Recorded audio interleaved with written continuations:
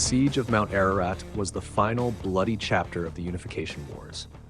On a Terra battered by centuries of anarchy and decay, the Emperor of Mankind sought to forge a unified future for humanity. His armies, led by the bioengineered Thunder Warriors, brutal and unstoppable, had broken every warlord, enclave, and kingdom that dared oppose his grand vision. Yet one final stronghold remained: Mount Ararat.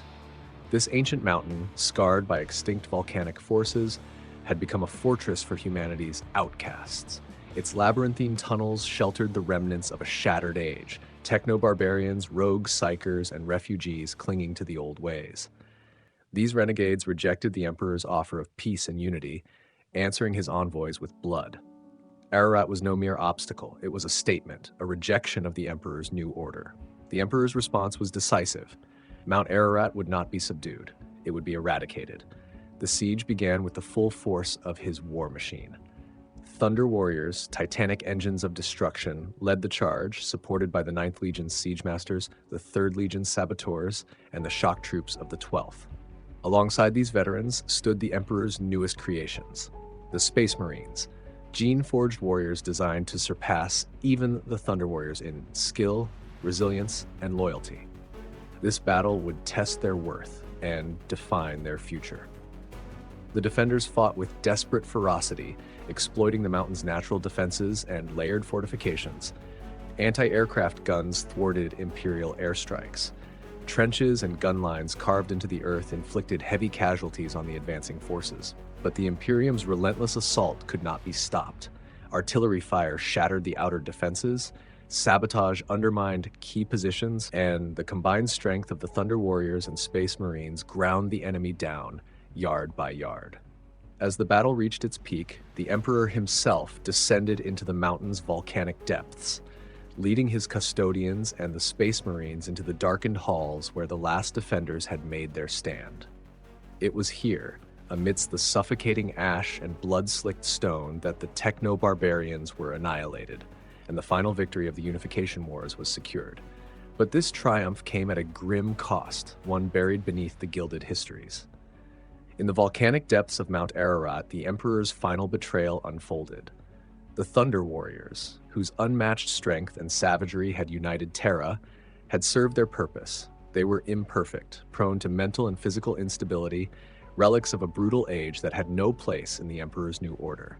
And so, the custodians and the Space Marines, bound to the Emperor's will, turned on their allies. The Thunder Warriors fought back with the ferocity of cornered beasts. Some fought brilliantly, their immense strength and hardened battle instincts allowing them to bring down custodians and Space Marines alike. Even as their gene bodies began to fail, they exacted a bloody toll, their rage unrelenting, their cries of betrayal echoing through the mountain halls. But attrition wore them down. Their numbers dwindled under the unrelenting assault until, one by one, they fell.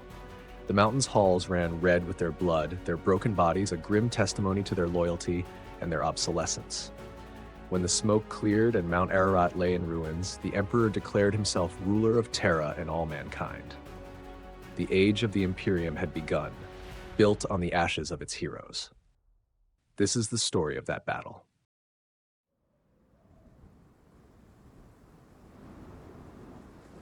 The winds screamed over the highlands, whipping through the desolate wastes and scattering fine drifts of ash across the Imperial camp. War had come to Mount Ararat, and its presence was unmistakable. Massive siege engines, track behemoths belching black smoke, rumbled into position, their crews swarming over them like ants, adjusting firing mechanisms and hauling ammunition the size of a man. Vox chatter crackled constantly in the air, sharp and clipped orders passing between officers as final preparations for the assault were made. On the horizon, Mount Ararat loomed like a dark god, its jagged peaks disappearing into the storm-heavy skies. The fortress, carved into its volcanic heart, seemed an immovable object against the Imperium's unstoppable force. The banners of the enemy could just be seen fluttering on the heights. Crude, stitched rags emblazoned with arcane symbols and crude warnings to those who dared approach. The Thunder Warriors were ready. Standing in formation near the front, their gargantuan forms dwarfed even the tallest of baseline human soldiers. Their armor, though functional, was worn and pitted from countless battles, its once brilliant sheen replaced with scratches and stains. They did not wait with the discipline of parade soldiers, but with the stillness of predators ready to strike. Each bore the scars of the Unification, a missing eye, a fractured pauldron, or a chain blade etched with kill marks. They were weapons, pure and simple, crafted for war and unleashed when diplomacy had failed. Standing apart from the Thunder Warriors, the Space Marines were a striking contrast. Their armor was sleek and polished, unmarred by the ravages of decades-long campaigns. They stood in perfect, statuesque silence, every move a model of precision. Their discipline was unsettling to the Thunder Warriors, who watched them with a mixture of curiosity and disdain. These sons of the Emperor were smaller, leaner, and far less primal than their forebears, and yet there was an intensity to them that could not be denied, a quiet, simmering fury just below their stoic veneer. Arik Taranis, one of the oldest and most venerated Thunder Warriors, towered above them all. His massive frame was barely contained by the ancient power armor that encased him. His helmet was off, revealing a face carved from stone, weathered by decades of battle and hardship. His gaze swept across the highlands and settled on Mount Ararat. "We've faced mountains before," he growled to the warriors around him, his voice deep and jagged like grinding steel. "And every time, we've turned them into rubble. This will be no different." Nearby, the field commanders conferred, clustered beneath the shadow of an enormous command crawler. Holographic maps projected by the crawler's systems displayed Mount Ararat and the surrounding terrain in exacting detail. There was no arguing the difficulty of the assault. The fortress had already repelled Imperial airstrikes, its anti-aircraft emplacements tearing through bombers with ease. Trenches, choke points, and overlapping kill zones had cost the lives of thousands of conscripts and support personnel in the early probing attacks. But the Emperor's decree had been clear. Mount Ararat would fall, no matter the cost. In the center of the gathering stood a custodian, his golden armor catching what little light pierced the stormy skies. He towered over the mortal officers, his silent presence enough to command respect and submission. His voice, when he finally spoke, was calm and deliberate. "The Emperor watches. Do not fail him," he said before turning back toward the distant mountain.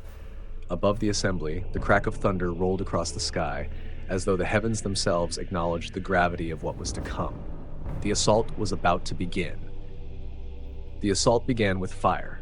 Artillery batteries that had been painstakingly positioned for days unleashed their fury on Mount Ararat's outer defenses. The sky turned red as shells arced overhead, their descent marked by fiery trails before they detonated against the mountainside. The blasts sent plumes of shattered stone and dust into the air, obscuring the fortress from view. Thunder followed each impact, a rolling cacophony that shook the ground for miles. For hours, the bombardment continued without pause, battering the outer layers of the enemy stronghold. Yet, when the dust cleared, the mountains stood unyielding. Crude defensive fortifications were crumbled, trenches collapsed, but the inner fortress, buried deep within the ancient volcanic ducts, remained untouched. The defenders returned fire with vicious efficiency. Anti-aircraft batteries tracked and shredded Imperial recon drones, and heavy autocannons embedded in natural rock formations unleashed torrents of explosive shells on the advancing Imperial forces. The order to attack came suddenly. Thunder Warriors surged forward, their movements as brutal as they were unstoppable. Unlike the precise marching formations of the Imperial Army or the disciplined advance of the Space Marines, the Thunder Warriors charged in a frenzy, their heavy boots pounding into the ashen earth. The first lines of trenches were little more than an inconvenience to them. Great figures of genetically enhanced muscle and wrath leapt over the barriers or plowed straight through them, smashing aside barbed wire and barricades with ease. The defenders fought back with a ferocity born of desperation. From hastily dug foxholes and pillboxes, they unleashed withering volleys of firepower. Autogun rounds sparked harmlessly against the ceramite armor of the Thunder Warriors. But heavier weapons, rocket-propelled grenades, plasma projectors, and chain blades wielded by hulking brutes began to take a toll. Even as the genetically engineered giants advanced, bodies fell, torn apart by explosions or pierced by concentrated fire. Arik Taranis was in the thick of it. He moved like a living weapon, his massive chain axe carving through defenders as if they were paper. He roared, his voice a battle hymn that roused the warriors around him. Each kill was swift, brutal, and final. He took a rocket to the shoulder and barely stumbled, shrugging off the explosion as he hacked down a gunner wielding a flamethrower. Around him, the Thunder Warriors pressed forward, relentless and unstoppable. But then the traps were sprung.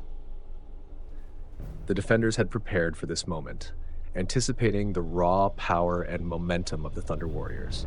Hidden charges detonated across the battlefield, collapsing trenches and sending jagged shards of metal and stone into the advancing warriors. Ambushes erupted from the flanks, where enemy forces, hulking mutants, and savages wielding crude but effective weaponry poured into the sides of the Imperial assault. Taranis fought through it all, his axe roaring as it cleaved through flesh and armor alike. But even he could see the cost. Thunder Warriors fell around him, not in ones or twos, but in clusters. For every defender they killed, two more emerged, entrenched deeper in the labyrinthine defenses of the mountain. Their advance slowed, then faltered. Behind the first wave, the Space Marines advanced in silence. Where the Thunder Warriors roared, they moved with eerie precision. Their bolters fired in synchronized bursts, each shot a carefully aimed killing blow. The defenders who thought themselves safe in their entrenched positions were caught in flanking maneuvers, grenades and melta charges clearing them out with cold efficiency. It was not enough to stabilize the assault. The mountain's defenses had yet to truly give way. Far above the battlefield, in the distant command crawler, the custodian watched without expression. His eyes lingered on the battlefield below, scanning the rising tide of ash, flame, and blood. Without looking, he spoke into the Vox. "The Thunder Warriors cannot do this alone," he said, his tone neutral, almost clinical. "Commit the reserves." At the custodian's command, reinforcements moved forward. Entire divisions of the Imperial Army marched into the fray behind the vanguard of Thunder Warriors. Their purpose was clear: to support the assault and sustain the momentum. Against them, the defenders of Mount Ararat unleashed a storm of fire. Trenches bristled with autoguns, and heavy weapons fire raked the advancing ranks. Yet for every soldier that fell, another took their place, driven forward by duty and the Emperor's decree. Imperial war machines rolled across the battlefield, great engines of steel and fire. Basilisks and Medusas unleashed thunderous salvos, their shells blasting apart bunkers and trenchworks.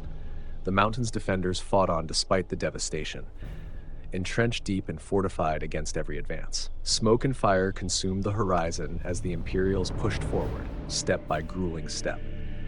At the front, the Thunder Warriors took the lead. Their strength was overwhelming. They crashed through the defenders' lines with raw power, scattering those who stood in their way. Where trenches and barricades sought to slow them, they broke through, using their immense size and strength to clear the path. Behind them, the Imperial Army filled the gaps, consolidating the advance. Arik Taranis, one of the Thunder Warriors' greatest leaders, stood out among the chaos. Wielding a massive chain axe, he struck down enemies with ruthless efficiency, his voice booming across the battlefield as he rallied his warriors. Forward, break their walls and let them see what true strength looks like. Though the defenders had been pushed back, they had prepared well for this moment. Hidden charges erupted beneath the advancing lines, throwing earth and debris into the air. From the flanks, ambushes struck with deadly precision. While the Thunder Warriors weathered the worst of it, the coordinated attacks began to slow their momentum. Behind them, the Space Marines advanced with their characteristic discipline. Each squad moved with precision, clearing out trenches and bunkers with coordinated attacks. Where the Thunder Warriors struck with overwhelming force, the Space Marines dismantled the enemy's defenses with tactical efficiency. Grenades and melta charges collapsed key strongpoints, allowing the assault to continue. The tide shifted as the defenders unleashed their reserves. Great gates on the mountain's face rumbled open, releasing waves of reinforcements. Armored warriors wielding scavenged weapons and heavy flamethrowers, alongside hulking warbeasts bred for battle. These new threats crashed into the Imperial lines, throwing the advance into disarray. Taranis met the enemy head-on, his chain axe roaring as he fought to hold the line. His strikes were unrelenting, cleaving through enemies with ease, but the sheer number of attackers threatened to overwhelm even him. The Thunder Warriors around him fought with unparalleled ferocity. holding their ground against the tide. The custodians stepped forward to reinforce the faltering lines. Moving with unshakable calm, they struck down their foes with precise, measured blows. Their presence alone was enough to rally the Imperials, inspiring them to redouble their efforts. Together, the custodians, Thunder Warriors, and Space Marines began to turn the tide once more, forcing the defenders back toward the mountain's core. Far above the battle, the Emperor stood on a raised platform overlooking the battlefield. His gaze was steady, his expression unreadable as he watched the assault unfold. A custodian at his side leaned in as the Emperor gave a quiet command. Moments later, orders echoed through the Vox network. All forces, press forward, no retreat, break their lines, and end this. With those words, the assault redoubled. The Imperials advanced with renewed resolve, driving the defenders toward their final redoubt deep within the mountain. Mount Ararat, the last stronghold of resistance, was beginning to crack. The battlefield was chaos. Thunder roared, not from the skies above, but from the endless volley of artillery hammering the mountainside. Each shell impact sent plumes of fire and debris cascading into the air. But even through the haze, the defenders fought back. Mount Ararat's outer defenses were collapsing, trenches disappearing beneath the relentless tide of Imperial firepower and infantry, but its core remained steadfast. The defenders retreated deeper into the volcanic ducts, abandoning broken fortifications only to regroup and strike from fortified fallback positions. These narrow passages, carved from ancient rock, created deadly choke points where a handful of fighters could hold off an entire company. From those positions came the defenders' most brutal response yet. Barrages of crude but devastating rockets streaked from concealed emplacements, detonating amid the advancing lines. Streams of fire belched forth from flamethrowers hidden in rock alcoves, immolating squads before they could react. Still, the Imperium advanced. Thunder Warriors took the brunt of the resistance, smashing into each new line of defense like a living battering ram. Their heavy boots crushed charred bodies underfoot as they cleared the way with chain blades and brute strength. Blood, both theirs and the enemy's, coated their dented and battle-worn armor, but they pushed onward without hesitation. Arik Taranis led from the front, his chain axe howling as it carved a swath through the defenders. He fought with unrelenting fury, his towering frame a beacon of wrath amid the carnage. Around him, Thunder Warriors bellowed war cries, their voices competing with the roar of battle. "Hold nothing back," Taranis shouted, his voice crackling over the Vox as he tore through a barricade. "These cowards hide in their mountain because they know they cannot stand before us. Show them what we are." The Space Marines advanced more deliberately. Squad after squad pushed into the volcanic labyrinth, each step calculated, each shot measured. Where the Thunder Warriors forced their way through with raw might, the Space Marines worked with precision. Assault specialists from the 12th Legion used breaching charges to clear blocked passages, while heavy weapon teams from the 9th Legion provided covering fire that suppressed enemy reinforcements. The narrow passages of Mount Ararat were treacherous, littered with mines and rigged explosives. Every step forward risked triggering death. Still, the Imperials pressed on, their determination unshaken. For every mine detonated, for every soldier lost, they moved one step closer to breaking the defenders' spirit. The defenders fought like cornered animals, driven by desperation and a refusal to surrender. Despite their inferior weaponry, they held their ground through clever use of the mountain's defenses. They funneled the Imperials into ambushes, sniping from above or collapsing tunnels to trap their enemies. From hidden firing positions, they unleashed volleys of gunfire, cutting down advancing squads before retreating into deeper passages. The custodians remained unflinching. Their gleaming armor now streaked with ash and soot. They moved with methodical precision, leading the charge into the narrow halls. Their halberds cleaved through enemy ranks with deadly efficiency, and where resistance was fiercest, their presence alone inspired fear and hesitation.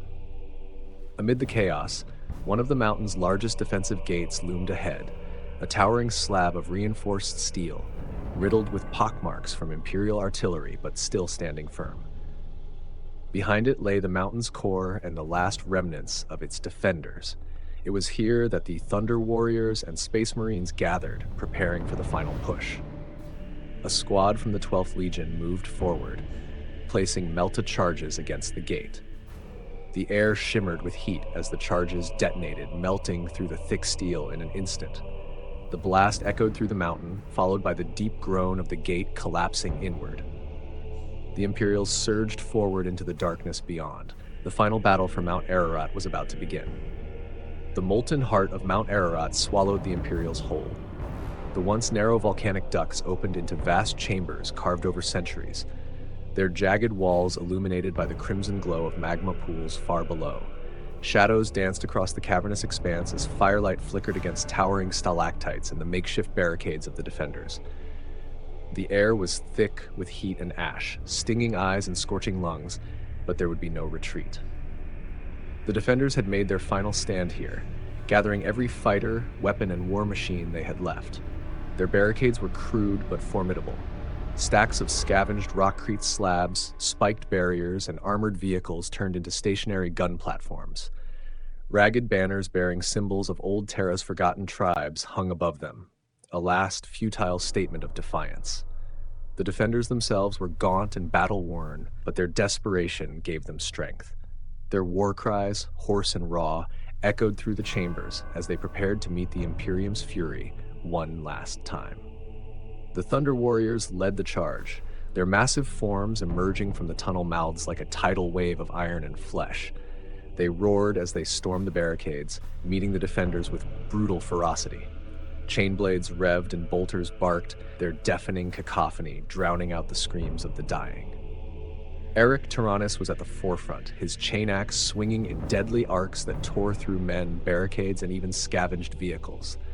His voice bellowed commands over the Vox, rallying his warriors as they waded into the fray. "Leave no one standing," he roared. "This ends here." The defenders fought like men with nothing left to lose. Mortar teams fired wildly into the charging ranks, their shells bursting with concussive force that knocked even the mighty Thunder Warriors off their feet. Autocannons spat streams of tracer rounds, tearing into advancing soldiers and filling the air with the acrid smell of burning flesh. And from the higher platforms, snipers and gunners rained death upon the Imperials below. But the Imperium was unrelenting. Behind the Thunder Warriors came the Space Marines, their bolters flashing as they moved with cold precision. Squads split and maneuvered to flank the barricades, lobbing grenades into weak points and methodically eliminating defenders. A Space Marine sergeant from the 12th Legion vaulted a barricade and brought his chainsword down on a defender, cutting him in two before firing a bolt round into another at point-blank range. The disciplined fury of the Space Marines contrasted starkly with the wild aggression of the Thunder Warriors, but together they were an unstoppable force. The defenders began to buckle, their front line collapsing under the sheer weight of the assault. Yet, even as they fell back, their war machines activated. Salvaged tanks, repurposed construction mechs, and hulking brutes enhanced by crude cybernetics charged forward, aiming to halt the Imperial advance. One of these monstrosities, a massive, multi-limbed construct of steel and flesh, thundered toward the line. Its makeshift claws tore through two Imperial Army soldiers before a Thunder Warrior leapt onto its back, driving a power blade deep into its core.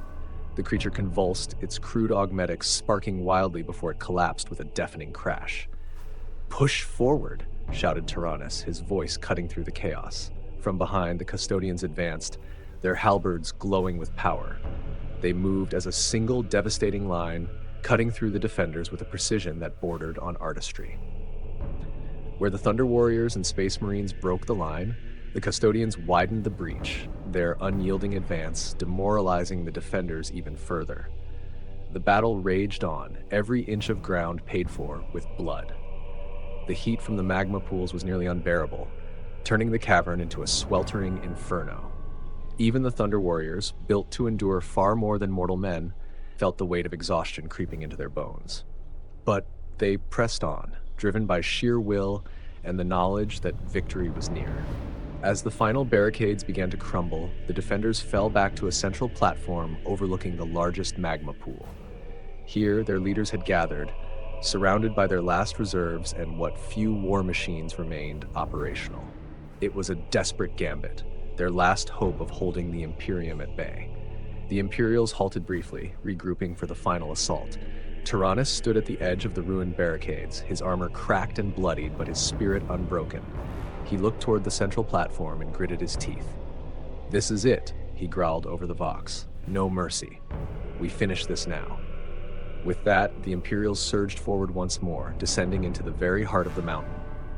The Imperials surged forward into the heart of the mountain, their advance a relentless tide of steel and fury. The defenders, now backed against the edge of the central magma pool, dug in for their final resistance. Heat shimmered across the cavern, and the air carried the acrid tang of molten rock and blood. The platform above the magma was a fortress unto itself, a patchwork of barricades bristling with salvaged weaponry. Autocannons mounted on the makeshift defenses unleashed streams of fire into the oncoming forces, cutting down ranks of soldiers and slowing even the Thunder Warriors. Crude mortars belched explosive payloads into the advancing lines, each impact throwing bodies and debris into the air. The defenders had nothing left to lose, and their desperation was a weapon in itself.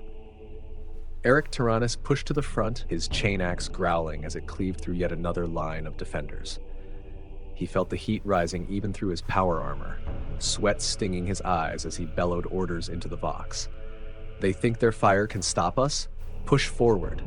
Let them choke on their own fear." The Thunder Warriors surged behind him, roaring their defiance as they clashed against the final bastion of resistance.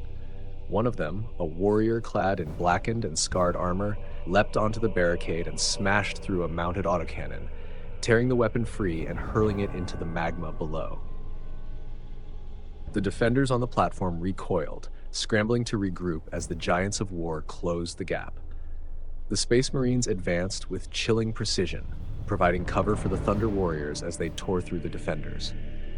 A squad from the 9th Legion moved to the flanks, their heavy bolters suppressing mortar teams while melta-grenades cleared the path. The 12th Legion led the push up the main path, their chainswords snarling as they dismantled the barricades piece by piece. Above the fray, one of the defenders' leaders, a scarred man wearing a makeshift cuirass and wielding a salvaged power sword, stood on the highest point of the platform. He raised his sword and shouted, his voice hoarse but unwavering. "Do not falter. The Emperor is no savior. He is a tyrant. Better to die free than live as his thralls." His words rippled through the defenders, reigniting their resolve. They redoubled their efforts, hurling grenades and unloading weapons with reckless abandon. The air was a storm of fire and shrapnel, forcing the Imperials to momentarily slow their advance. Arik Taranis spotted the man and snarled into his vox. "That one! He dies first!" Before he could move, however, a custodian stepped past him, his halberd humming with lethal power. The warrior's gold-plated armor gleamed faintly in the fiery light as he strode forward, unflinching in the face of the defender's gunfire. One of the defenders, wielding a rocket launcher, fired directly at the custodian, but with a flick of his halberd, the missile was swatted aside, detonating harmlessly against the cavern wall. The defender's leader descended from his perch to meet the custodian head-on. Their clash was brief but fierce. The man swung his power sword in a desperate, overhand strike, but the custodian sidestepped it with ease. In a single motion, the halberd arced upward, its blade cutting cleanly through the defender's torso. The man collapsed in silence, his weapon clattering to the stone floor. With their leader slain, the defenders wavered. Some dropped their weapons and turned to flee, while others fought on with grim determination, knowing the end was near. "Finish it!" Taranis barked, leading the final push. The Thunder Warriors smashed into the platform's remaining defenders with a ferocity that bordered on madness. Around them, Space Marines methodically dismantled the last of the defenses, clearing the way for the custodians to move to the very center of the platform. It was here, at the mountain's fiery core, that the last few defenders made their final stand. One by one, they were struck down, their resistance snuffed out amidst the cacophony of battle. As the last of them fell, silence descended over the cavern, broken only by the distant hiss of magma and the crackle of fire still burning across the battlefield. Mount Ararat had fallen. The Thunder Warriors stood bloodied and battered, their numbers greatly reduced. Taranis looked across the field of victory, his chain axe dripping with gore, and let out a weary sigh. "Another mountain crushed," he muttered. But in the back of his mind, a shadow of unease lingered. The Emperor's custodians had already begun moving toward the Thunder Warriors, their expressions unreadable beneath their gleaming helms. The fires of battle were dying, yet the heat of the cavern lingered. The magma pools cast their ominous red glow across the chamber, illuminating the remnants of the Thunder Warriors' victory. Around the edge of the central platform, the surviving Thunder Warriors gathered, hundreds of them, bloodied and bruised but triumphant. For decades, they had fought at the Emperor's side, shaping Terra with their strength and ferocity. Now, they stood as the conquerors of Mount Ararat, their last great campaign seemingly won. Arik Taranis wiped blood from the edge of his chain axe, its jagged teeth still caked with gore. He turned to face the others, his weathered face unreadable behind the haze of heat rising from the magma below. His voice crackled over the box, calm and deliberate. "Take a moment to breathe, brothers. We've earned it." Some of the warriors gave a rough cheer, their voices ragged and raw from exertion. Others simply leaned on their weapons, catching their breath. Around them, the Space Marines moved with eerie precision, their disciplined formations contrasting sharply with the disorganized gathering of the Thunder Warriors. The Space Marines cleared debris and secured the cavern's perimeter, but their presence felt off. And then, there were the custodians. Standing at intervals around the cavern's edge, they formed an imposing circle of gleaming warriors. Their halberds were lowered, their stances calm and measured. The light from the magma danced across their golden armor, but their expressions were hidden behind ornate helms. They neither celebrated nor rested. Instead, they simply waited, their silence as heavy as the air in the cavern. Taranis' sharp eyes swept across the scene, his instincts stirring. Something was wrong. He had been in too many battles, seen too many ploys to mistake this stillness for normalcy.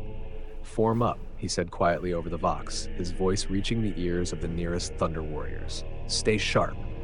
The warriors nearest to him exchanged uneasy glances, but they obeyed without question. Slowly, subtly, the veterans began to close ranks, their massive frames shifting closer together, axes and bolters still in hand.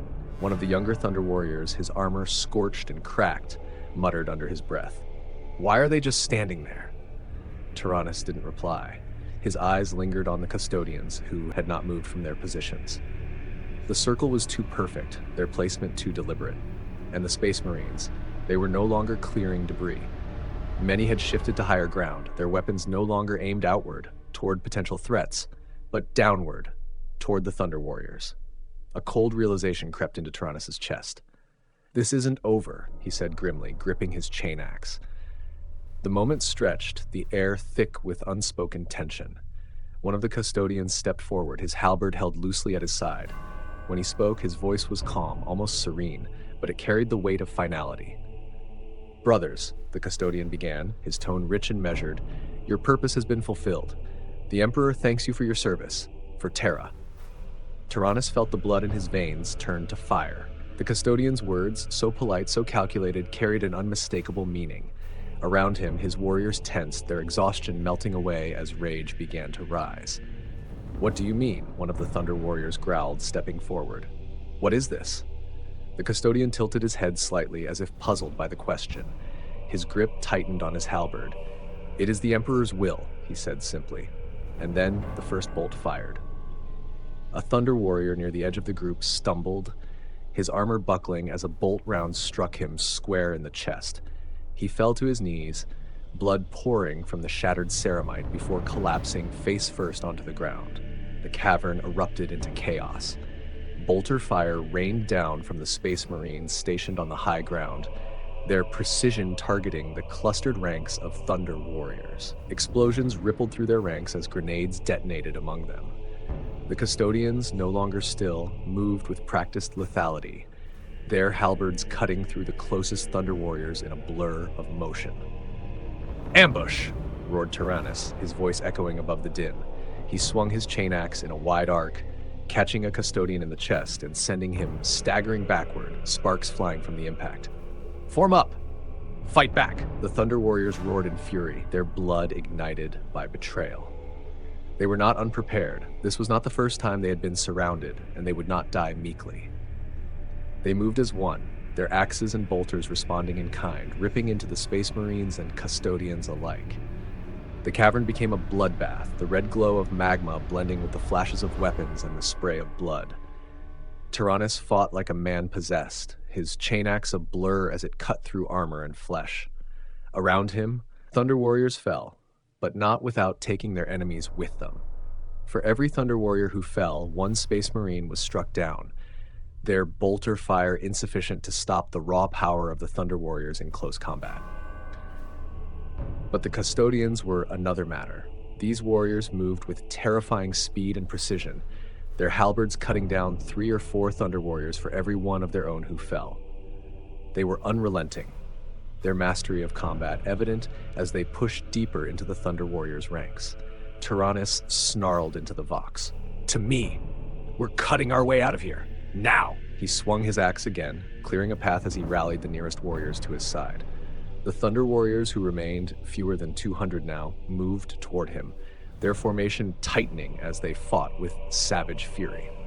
Amid the chaos, Taranis spotted a fissure in the rock wall ahead. A tunnel, narrow and partially collapsed, stretched into darkness. An escape route. "Hold the line! We're getting out of here!" Taranis bellowed, carving a path toward the tunnel. The Thunder Warriors followed, fighting with a desperation born of betrayal. Around them, the Custodians and Space Marines pressed in, their bolters and halberds whittling away at the survivors. The air was thick with the screams of the dying, the clash of blades, and the thunder of explosions. The Thunder Warriors, battered but unbroken, fought on. They would not die here. The cavern was chaos. Fire and shadows consumed everything as the battle raged on, the Thunder Warriors fighting with the ferocity of warriors who had nothing left to lose. But for all their strength, for all their determination, the attackers pressed harder. Bolters cracked like thunder from above, and Custodian halberds struck with precision and lethal efficiency. Arik Taranis stood in the center of it all, his chain axe flashing as he tore through the encircling Custodians. Around him, his warriors fought back with every ounce of strength they had left. The cavern floor was littered with the fallen, both Thunder Warriors and their attackers. "We are not finished yet," Taranis bellowed, rallying what remained of his warriors. The Custodians moved methodically, their golden forms cutting through the Thunder Warriors with terrifying speed and skill. The Space Marines, perched on the high ground, maintained their fire, forcing the Thunder Warriors to stay close together and defend against an overwhelming assault. Even so, the Thunder Warriors did not falter. They were created for war, and if this was to be their end, they would make it one worthy of legend.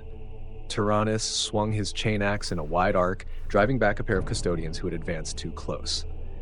He glanced toward the far end of the cavern and spotted it, a fissure in the rock wall, partially hidden behind rubble. It wasn't much, but it was a chance. "To me," he roared into the Vox. "We cut through and we live." The remaining Thunder Warriors rallied to his call, fewer than 30 now. Their hulking frames battered and scorched, they formed a tight wedge and pushed toward the fissure. Their bolters barked, cutting through the enemies in front of them, while chain blades tore through those who got too close. A Custodian moved to block their path, his halberd flashing as it struck down 2 Thunder Warriors in rapid succession. Taranis roared and charged, his axe catching the Custodian in a brutal swing that sent the warrior staggering backward. "Move," Taranis ordered, carving a path through the chaos. One by one, the Thunder Warriors forced their way into the narrow tunnel, their massive forms scraping against the jagged rock. Taranis stayed at the rear, holding the attackers at bay with every swing of his chain axe. A Space Marine fired at him from the high ground, the bolt impacting his pauldron and nearly knocking him off balance. "Taranis, go!" shouted one of the warriors from the fissure. With a final glance toward the battlefield, Taranis turned and plunged into the darkness. The sounds of battle faded behind them as the survivors pushed deeper into the tunnel, their breaths ragged and their bodies worn. When they emerged on the far side of the mountain, the air was cold and sharp, carrying the distant echoes of the chaos they had left behind.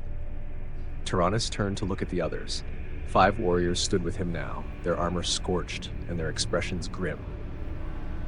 "We made it," one of them said, though his tone carried little relief. Taranis nodded slowly, his gaze drifting back toward the mountain. The faint glow of fire was still visible in the distance, and the sky above was heavy with smoke. "This isn't over," Taranis said quietly. "The Emperor will not forget what we've done here."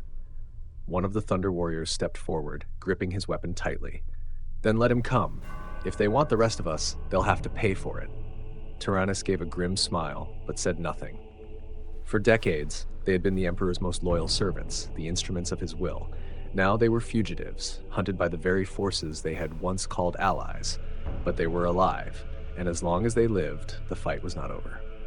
The air beyond the mountain was frigid and sharp, biting through even the hardened flesh of the Thunder Warriors as they emerged into the narrow ravine. Arik Taranis stood in the lead, his breath coming in slow, heavy bursts.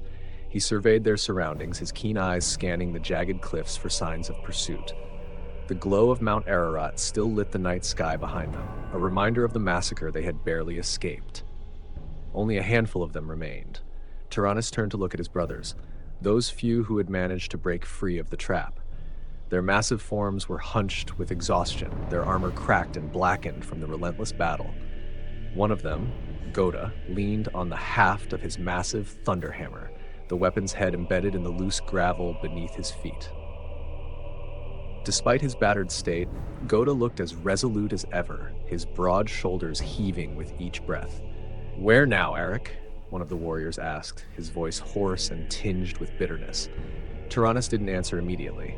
Instead, he looked back toward the mountain, where the glow of the magma pools and the echoes of distant explosions marked the graves of their brothers.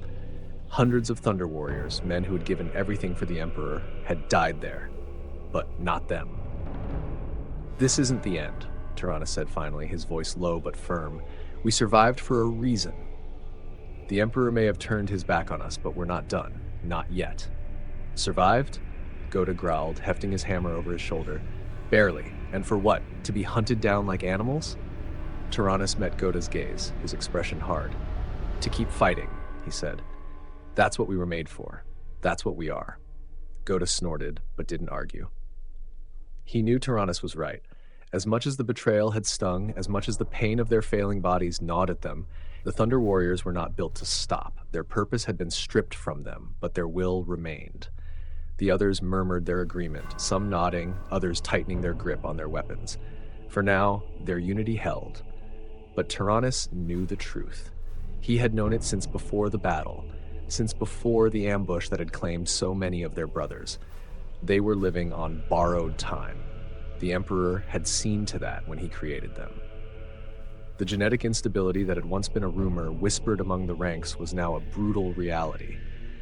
Each of them could feel it in their bones, in their joints, in the slow degradation of their minds. They were dying. And yet Taranis held no hatred for the Emperor. He looked at his remaining brothers and saw the anger in their eyes, the betrayal that burned in their hearts. He understood it, but he didn't share it. The Emperor had used them, yes, but not out of malice. The Thunder Warriors had been a tool, a means to an end. They had done their job, and now the Imperium had moved on. The Astartes were the future, and the Thunder Warriors were relics of a violent past. Taranis had accepted that, but he wasn't done yet. "We'll head for the lower districts," he said, his voice carrying a note of finality. "The Petitioners City. No one watches there. No one cares who you are or what you've done. It'll give us time to figure out our next move." "The Petitioners City," one of the warriors scoffed.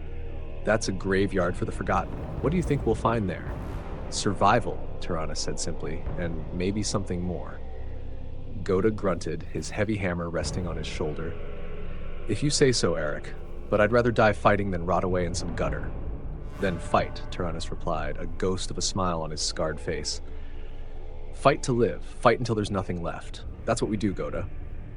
The Thunder Warriors nodded, their silence carrying an unspoken agreement.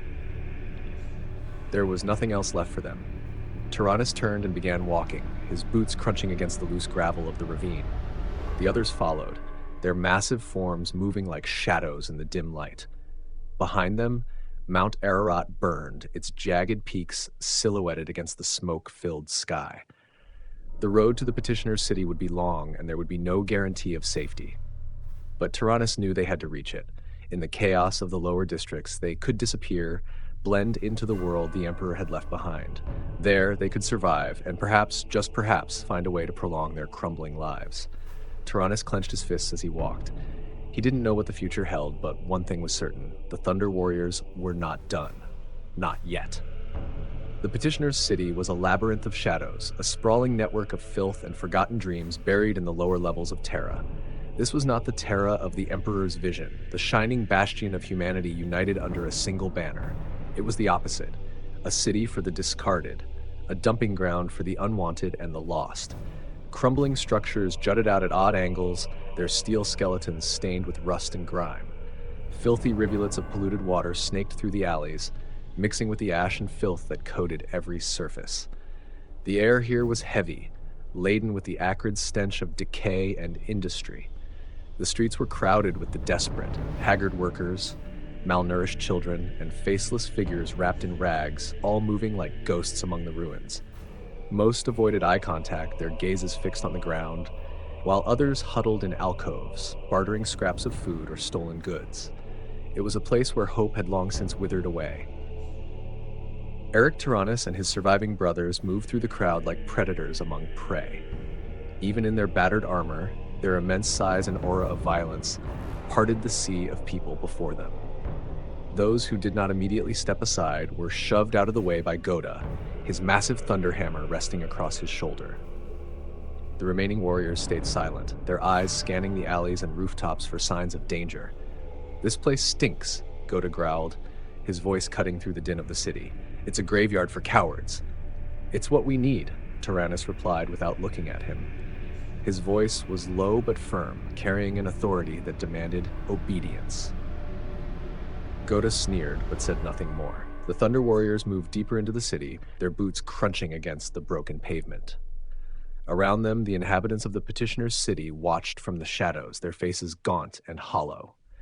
Some whispered to each other, pointing at the towering figures as they passed. Others shrank back, disappearing into alleyways and crumbling buildings. Taranis knew what they saw: relics of another age, ghosts of the wars that had shaped Terra. The Petitioners City was a place where no one asked questions, but even here, the sight of Thunder Warriors would stir unease. At last, they reached their destination, a decrepit building that leaned precariously against its neighbors. The structure had once been part of an industrial complex, its walls stained with centuries of soot and grime. Taranis pushed open the rusted door, the hinges groaning in protest, and stepped inside. The interior was as ruined as the exterior, but it was empty. That was all that mattered. The Thunder Warriors filed in behind him, their massive forms filling the small space as they set their weapons down and began to take stock of their surroundings. Ghota leaned his hammer against the wall and looked around, his lip curling in disdain. "This is where we're hiding? I've seen plague pits more welcoming than this." "It'll do," Taranis said simply. One of the others, a warrior whose armor was missing a pauldron and whose face was pale and gaunt, slumped against the wall and let out a ragged breath. "How long can we stay here? They'll come for us." "They'll come," Taranis agreed, pacing as he spoke. "But this place buys us time." Ghota watched him, his brow furrowed. "Time for what? To sit and wait? To rot like the rest of these people?" Taranis turned to face his lieutenant, his gaze sharp. "Time to find a way forward," he said evenly. "The Emperor thought us tools to be discarded. We'll prove him wrong." Ghota's sneer softened, but his shoulders remained tense. "Prove him wrong?" He gestured at the crumbling walls around them. "You think we'll do that from here?" Taranis didn't answer immediately. He leaned against a rusted beam, his gaze shifting to the filthy street beyond the door. A child ran past, her face hidden beneath a hood, clutching something wrapped in rags.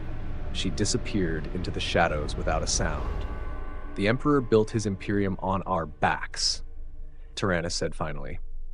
"If we're going to survive, we need to stop being tools. We need to take what we've learned, what we've seen, and use it for ourselves. The Petitioners City is just a start." The others said nothing, but they listened. One of the younger warriors broke the silence, his voice quiet. "The Petitioners City is crawling with spies, Imperial agents. They could already know we're here." Taranis nodded slowly. "Then we make sure they don't find us. We move carefully, stay in the shadows, and if they do come..." He reached for his chain axe, letting it rest across his knees. "We remind them who we are." Ghota grinned at that, the tension in his frame easing slightly. "Now that I can live with." The room fell into a tense quiet, the faint hum of machinery outside filling the silence. Taranis removed his helmet, revealing a face worn and scarred, his eyes burning with purpose. He looked at his brothers, their massive forms casting long shadows across the room. "We are not what we were," he said, "but we're not finished." The others nodded, their grim resolve hardening. In the Petitioners City, the Thunder Warriors would disappear. For now. But in time, they would rise again. The Petitioners City was more than a refuge for the forgotten. It was a graveyard of ambition. Every crumbling street and every broken spire whispered tales of those who had tried to rise above the squalor, only to be ground back into the filth. It was the perfect place to disappear, but Taranis knew better than to think they were invisible. The Emperor's reach was vast, and his shadow touched even these forsaken depths. The days passed slowly, each one blending into the next. Taranis and his brothers worked in the shadows, gathering scraps of intelligence, listening for rumors, and trading what little they had for supplies.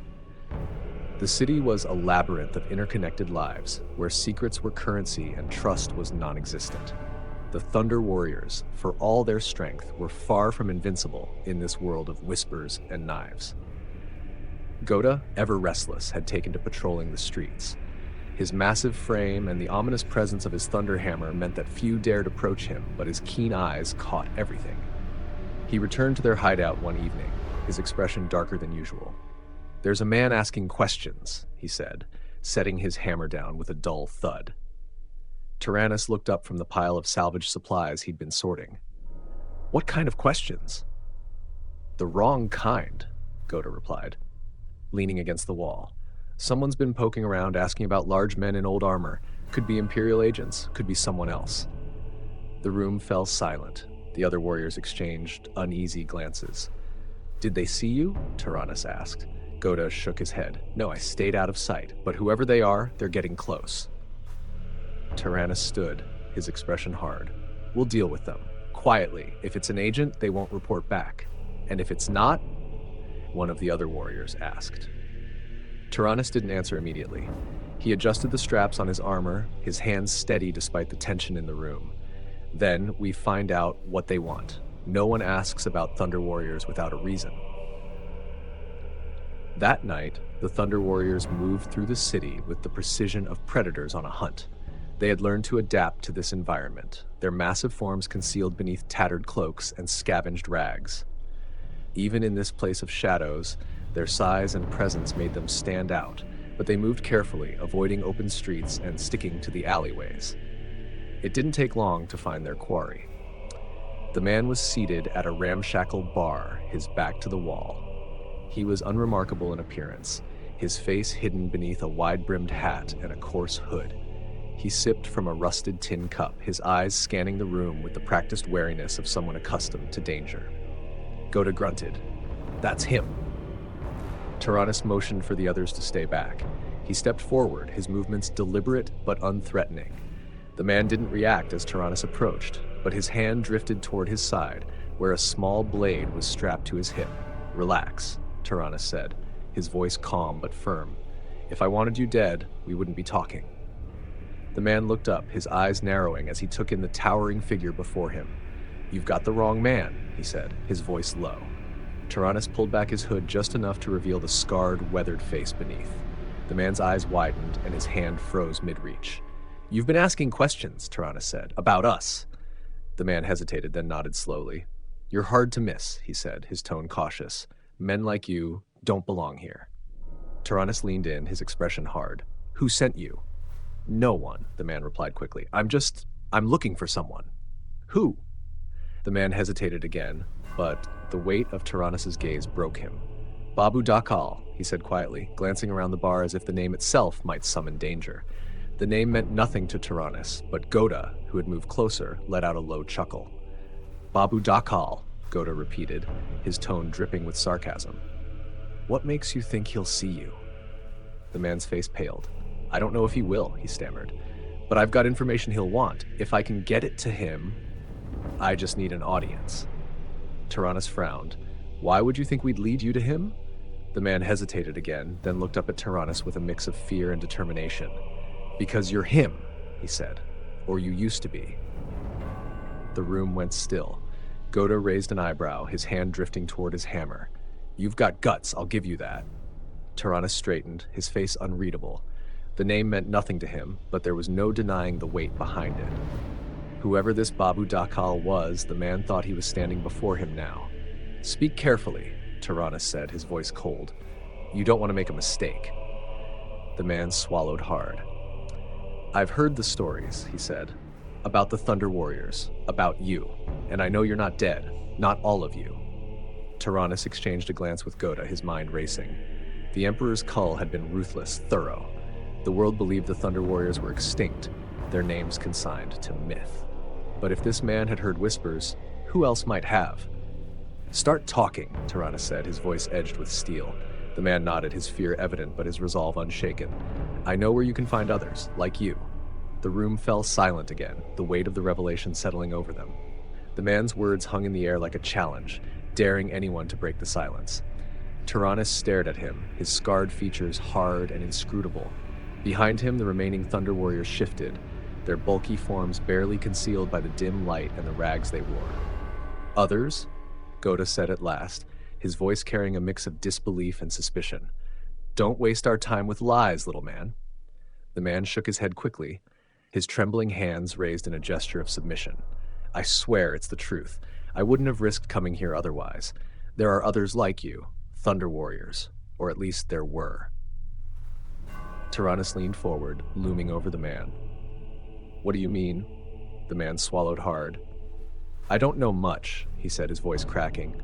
Only rumors, whispers from people who've been to the deepest parts of the city.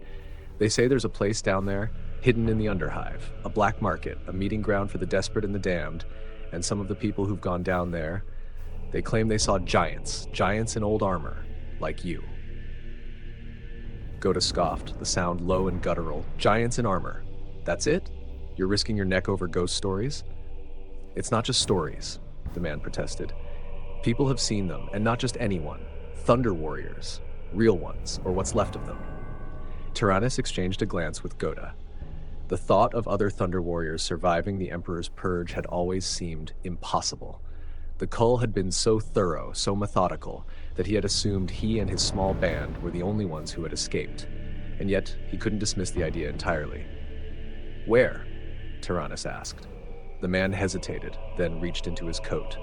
Ghota tensed, his hammer halfway to his hand, but the man froze and raised his other hand in surrender.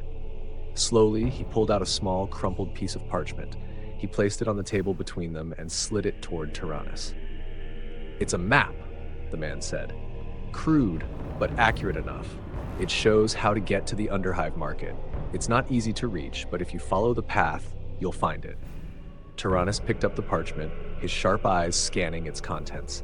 The map was hastily drawn, little more than a series of lines and symbols marking tunnels, collapsed shafts, and abandoned districts deep beneath the Petitioners City. Ghota leaned over his shoulder. Looks like a death trap, he muttered. Maybe, Taranis said, folding the map and tucking it into his belt. He turned back to the man. Why give this to us? What's in it for you? The man hesitated, his gaze shifting nervously between Taranis and Ghota. I heard rumors about Babu Dhakal, he said finally, his voice barely above a whisper. They say he's the king of the Underhive, that nothing moves down there without his say-so. If you're him, or if you know him, I need his protection. Taranis frowned. The name Babu Dhakal had meant nothing to him before, but the man's desperation suggested it carried weight in these circles. The idea that he, or someone like him, had risen to such infamy without his knowledge gnawed at him. I'll consider it, Taranis said curtly. For now, you stay out of sight. If anyone else hears you've been asking questions, you won't live long enough to regret it. The man nodded quickly, his relief palpable. Thank you, he said, his voice trembling. Taranis stepped back, gesturing for Ghota to follow. The other Thunder Warriors fell into step behind them as they left the bar, their presence once again parting the crowd without a word. They moved through the alleys in silence, their heavy footsteps muffled against the crumbling pavement. When they were far enough away, Ghota finally spoke. This is a mistake, he said, his tone sharp. We don't know what's waiting for us down there. It could be a trap. It probably is. It might be, Taranis admitted, but if there's even a chance that others survived, we have to take it. Ghota grunted. "And if it's not others, if it's just more ghosts, more lies, then we'll deal with that when we get there," Taranis said firmly. He glanced over his shoulder at the others, their hulking forms moving like shadows through the narrow streets. "We're running out of time, Ghota. If there's a chance we can find allies or answers, we have to take it." Ghota didn't respond immediately. He adjusted the strap of his thunderhammer, his gaze fixed on the horizon. "If it's a trap, I'm smashing my way out," he said finally. Taranis allowed himself a faint smile. "I wouldn't expect anything less." The group continued their march in silence. The map burned into Taranis' mind. The Petitioners City was vast, its Underhive even more so, but he was determined to find the place the man had described. Whether it held survivors, secrets, or something else entirely, Taranis knew one thing for certain: the Thunder Warriors were not done yet. The path to the Underhive market was a descent into the abyss. The air grew colder and thinner as Taranis and his brothers moved deeper beneath the Petitioners' City, the narrow tunnels twisting and turning like the veins of a dying beast. The map the man had provided was crude but accurate, guiding them through collapsed shafts, crumbling platforms, and ancient service corridors long forgotten by the surface world. Every step felt like a journey backward in time. The deeper they went, the less the passageways resembled anything remotely civilized. The walls, once reinforced with steel and rockcrete, were now corroded and cracked, oozing with moisture that dripped into stagnant pools below. Faint echoes of dripping water and the occasional skitter of vermin were the only sounds aside from their heavy footsteps. Ghota broke the silence. "It smells like something died down here, and then kept dying." Taranis shot him a glance. "Focus. We're being watched." The others stiffened, their hands instinctively tightening around their weapons. Though the tunnels appeared empty, the sensation of unseen eyes was undeniable. Shadows shifted at the edges of their vision, and faint, scurrying noises seemed to follow them. Whatever lurked in the depths of the Underhive, it was keeping its distance, for now. "Let them watch," Ghota muttered, his hammer resting on his shoulder. "If they want a closer look, they'll regret it." They pressed on, their pace steady but cautious. The tunnel eventually widened, leading into a cavernous chamber that stretched far into the darkness. Massive support columns, covered in rust and grime, rose like dead trees, their bases disappearing into the pools of sludge that covered the floor. Dim lights flickered high above, their weak glow casting long shadows across the chamber. Then they heard it, the low murmur of voices. The sounds grew louder as they moved forward, shouts, bartering, and the occasional burst of laughter. When they turned the final corner, the Underhive market came into view. The market sprawled like a grotesque parody of civilization, its twisted architecture lit by flickering glow lamps and the orange light of burning oil drums. Makeshift stalls lined the uneven ground, their tables piled high with scavenged goods, weapons, food rations, mechanical parts, and items whose purposes were impossible to discern. The crowd was as varied and broken as the wares on display. Augmented brutes, cloaked figures, and gaunt scavengers moved through the chaos, their faces concealed by masks or hoods. Yet even in this place of desperation and filth, the sight of the Thunder Warriors drew attention. Taranis could feel the eyes on them, wary and curious in equal measure. "Is this it?" one of the Thunder Warriors muttered. "No," Taranis said, scanning the scene. "This is just the start." The deeper they ventured into the market, the more unsettling it became. The air was thick with the smell of oil and decay, and the glow lamps above flickered erratically, casting the cavern in and out of shadow. Strange figures lingered at the edges of the market, and the wares became darker, more dangerous. Weapons of forbidden technology, armor etched with symbols older than the Imperium itself. Finally, in a quieter corner of the market, a figure stepped out of the shadows. He was tall, his features hidden beneath a hood and a rebreather mask. Augmetic enhancements glinted faintly beneath his cloak, and his posture was relaxed, but there was no mistaking the latent threat in the way he carried himself. "You've come far," the man said, his voice metallic and filtered. "Few make it this deep. Fewer still leave." Taranis stepped forward, his scarred face partially hidden by the hood of his cloak. "We're looking for someone. Thunder Warriors." The man tilted his head, his glowing eyes scanning Taranis and his brothers. "You're not the first to come looking, but answers come at a price. What kind of price? Ghota growled, stepping up beside Taranis, his hammer hanging heavy in his hands. The man chuckled softly. The kind you might not be willing to pay, but maybe you'll surprise me. He gestured toward a darkened corridor beyond the market. If you want to know more, you'll have to walk deeper. Past the market, past the point of no return. Taranis narrowed his eyes. And what's waiting for us there? Truth, the man said simply. The kind that changes everything. For a moment, the Thunder Warriors stood in silence. The air felt heavier, the flickering glow lamps casting long shadows over their scarred armor and tired faces.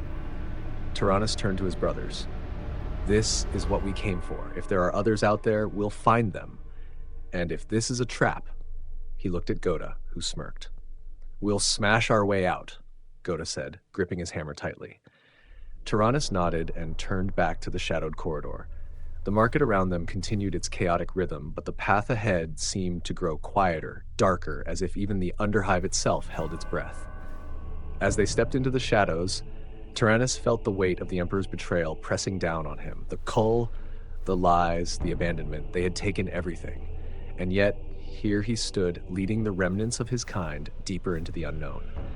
This was not the end of the Thunder Warriors. It was the beginning of something new.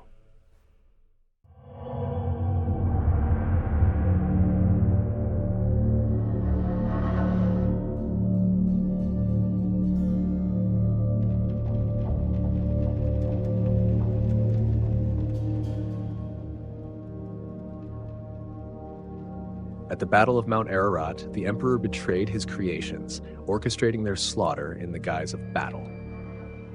The Massacre marked the end of the Unification Wars and the birth of the Space Marine Legions, who would become the future of the Imperium. But not all the Thunder Warriors perished. Arik Taranis, once a commander among their ranks, survived the betrayal alongside a small handful of his brothers, including Ghota, a towering warrior with unmatched strength and a bitter tongue. Together, they fled into the shadows of Terra, hunted by the Emperor's forces and haunted by their own deteriorating bodies. Now, with the Imperium's gaze focused outward on the stars, Taranis and his brothers carve out a fragile existence in the depths of the Petitioners City, a vast underhive of decay and desperation, where the forgotten and discarded gather to eke out survival. But whispers of others, Thunder Warriors who may have also escaped the cull, have reached Taranis' ears. Driven by hope, desperation, and the burning need to forge a new purpose, he and his brothers begin their search. This is their story.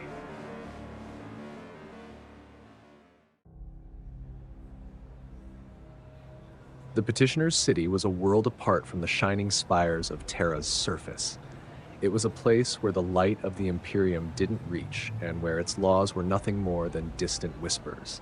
The air was heavy, damp, with the stench of decay and industrial waste. The narrow streets were choked with scavengers, beggars, and merchants hawking stolen goods, their voices echoing off the corroded steel walls that towered above. Arik Taranis moved through the crowd like a ghost, his massive frame wrapped in a tattered cloak that did little to conceal the size of his armor. His brothers followed in a loose formation, their presence cutting a path through the throngs of people.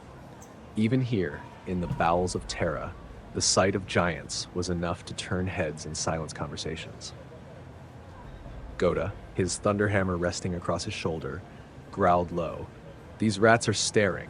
One wrong look, and I'll start clearing a path. They'll stare, Taranis said calmly, his eyes scanning the crowd. Let them. No one here is stupid enough to get in our way. Ghota grunted but said nothing more. The other Thunder Warriors stayed quiet, their weapons concealed but ready. This was not the first time they'd ventured into the deeper levels of the city, but each descent felt more dangerous than the last. The Underhive was a place of desperation, where life was cheap and secrets were currency. Their contact had directed them to an abandoned manufactorum near the edge of the market district. The structure loomed ahead, its rusted walls and shattered windows giving it the appearance of a skeletal giant slouched against the ruins around it. Taranis approached cautiously, his eyes narrowing as he scanned the shadows. "This is the place?" one of the warriors asked, his voice hushed. "It is," Taranis replied. The group entered the manufactorum in silence, their heavy boots echoing against the cracked floor. Inside, the air was thick with dust and the faint hum of machinery long since abandoned. Shafts of dim light filtered through the gaps in the ceiling, casting uneven patches of illumination across the interior. Ghota sniffed the air, his expression souring. It reeks of death in here. Taranis ignored him, his focus on the far end of the room, where a faint glow emanated from behind a pile of broken machinery. He motioned for his brothers to stay back and moved forward alone, his hand resting on the haft of his chain axe beneath his cloak. As he rounded the corner, he saw them. Two figures stood in the dim light, their forms unmistakable. They were massive, their armor scarred and pitted with age. One of them leaned heavily on a shattered power sword, his shoulders slumped as if the weight of the weapon and the years was too much to bear. The other stood straighter, his face exposed, revealing sunken eyes and skin mottled with sores. They were Thunder Warriors, or what was left of them. Taranis stopped a few paces away, his voice calm but firm. "I am Arik Taranis. Who are you?" The warrior with the exposed face tilted his head, his bloodshot eyes narrowing as he took in Taranis' appearance. When he spoke, his voice was hoarse and edged with bitterness. "Arik Taranis, you expect us to believe that? You should be dead like the rest of us." "I should be," Taranis said, lowering his hood to reveal his scarred face. "But I'm not, and neither are you." The second warrior, still leaning on his sword, growled low. "If you've come looking for brothers, you won't find them here. We're nothing but ghosts now." "Ghosts don't wield weapons," Taranis replied, his tone steady. "And they don't survive this long in the depths of Terra. You're more than that, and you know it." The exposed warrior stepped forward, his bolter hanging loosely at his side. "What do you want, Taranis? To lead us? To save us?" "There's nothing left to save." "I came to find survivors," Taranis said. "If we stand together, we have a chance. Not to reclaim what we were, but to build something new." The warrior laughed bitterly, the sound hollow and humorless. "Build something new? In this place? We're not builders, Taranis. We're destroyers. That's all we've ever been." "Then destroy," Ghota said, stepping forward despite Taranis' gesture to stay back. "Destroy the ones who think they can bury us. Destroy the ones who left us to rot. Isn't that better than waiting to die in the dark?"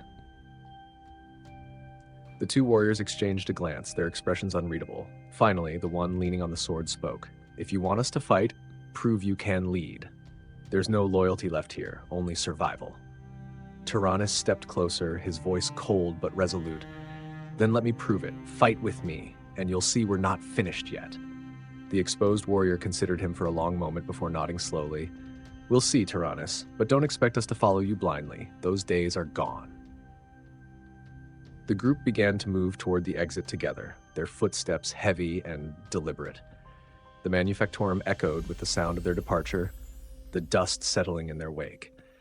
As they emerged back into the streets of the Underhive, Taranis felt the weight of their growing number. The Thunder Warriors were not what they once were, broken, decaying, and scattered. The group moved through the Underhive like silent titans, their massive forms cloaked but unmistakable. Every step drew wary eyes from the residents of the Petitioners City, but no one dared approach them. The two new Thunder Warriors followed slightly behind Taranis and Ghota, their battered armor creaking with each movement. The smaller of the two newcomers, who had exposed his face in the Manufactorum, glanced around the streets with a sneer. "Nothing's changed," he muttered. "This hive is still the same filth we fought to unite, a wasteland of broken people." Ghota snorted, his massive thunderhammer resting across his shoulder. "And now we're the broken ones. Fitting, isn't it?" "Speak for yourself, hammer boy," Varro snapped back, his tone sharp and venomous. "Enough," Taranis said sharply, cutting off the exchange. His tone carried the weight of command, silencing them instantly. He turned his head slightly, his voice calm but firm. "What's your name?" The exposed warrior hesitated, his sunken eyes narrowing. "Varro," he said at last. "Not that it matters. Names mean nothing down here." "They mean something to me," Taranis replied. He shifted his gaze to the other newcomer, the one who leaned heavily on his power sword. "And you?" The hulking warrior growled softly, his voice like grinding stone. "Kalin. Varro and Kalin," Taranis repeated, nodding slightly. "You survived when so many didn't. That matters." Varro scoffed, his gaunt features twisting into a bitter grin. "Survived? Is that what you call this? Hiding in the dark, waiting for our bodies to finish falling apart?" Ghota turned his head, his massive frame towering over Varro. "You're alive. That's more than most of our brothers can say, so maybe shut up and make it count." Callan chuckled softly, his tone weary but amused. "I'd like to see him swing that hammer at something that fights back." Ghota smirked, taking a half step toward Callan. "You offering?" "Stop," Taranis said, his voice like iron. He stepped between them, his scarred face hard but calm. "We didn't come here to fight each other. We came to find a way forward." Callan shook his head slowly, his grip tightening on the hilt of his sword.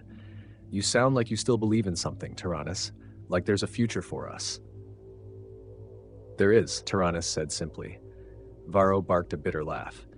"You really think that? The Emperor didn't just leave us to die. He erased us, replaced us with his perfect sons. We're nothing but scraps he swept aside." "The Emperor may have cast us aside," Taranis said, his voice steady, "but that doesn't mean we're finished. I don't know why we're still alive. Maybe we shouldn't be. But if we are, then we make it mean something." "What meaning is there in rotting in the dark?" Callan rumbled. "We're relics, Taranis. Ghosts, and relics don't build empires. Relics can still cut," Taranis replied, "and ghosts can still haunt." The group fell silent as they moved deeper into the labyrinth of the Underhive. The air grew heavier, the faint light from above dimming into near-total darkness. They passed Manufactorum's long dead, their rusted machines standing like tombstones to forgotten industry. The tunnels ahead twisted into shadows, and the air turned heavy with ash and fumes. The settlements they passed became smaller, their makeshift huts crumbling into skeletal ruins. Then they saw it. A massive chasm opened before them, its depths disappearing into darkness.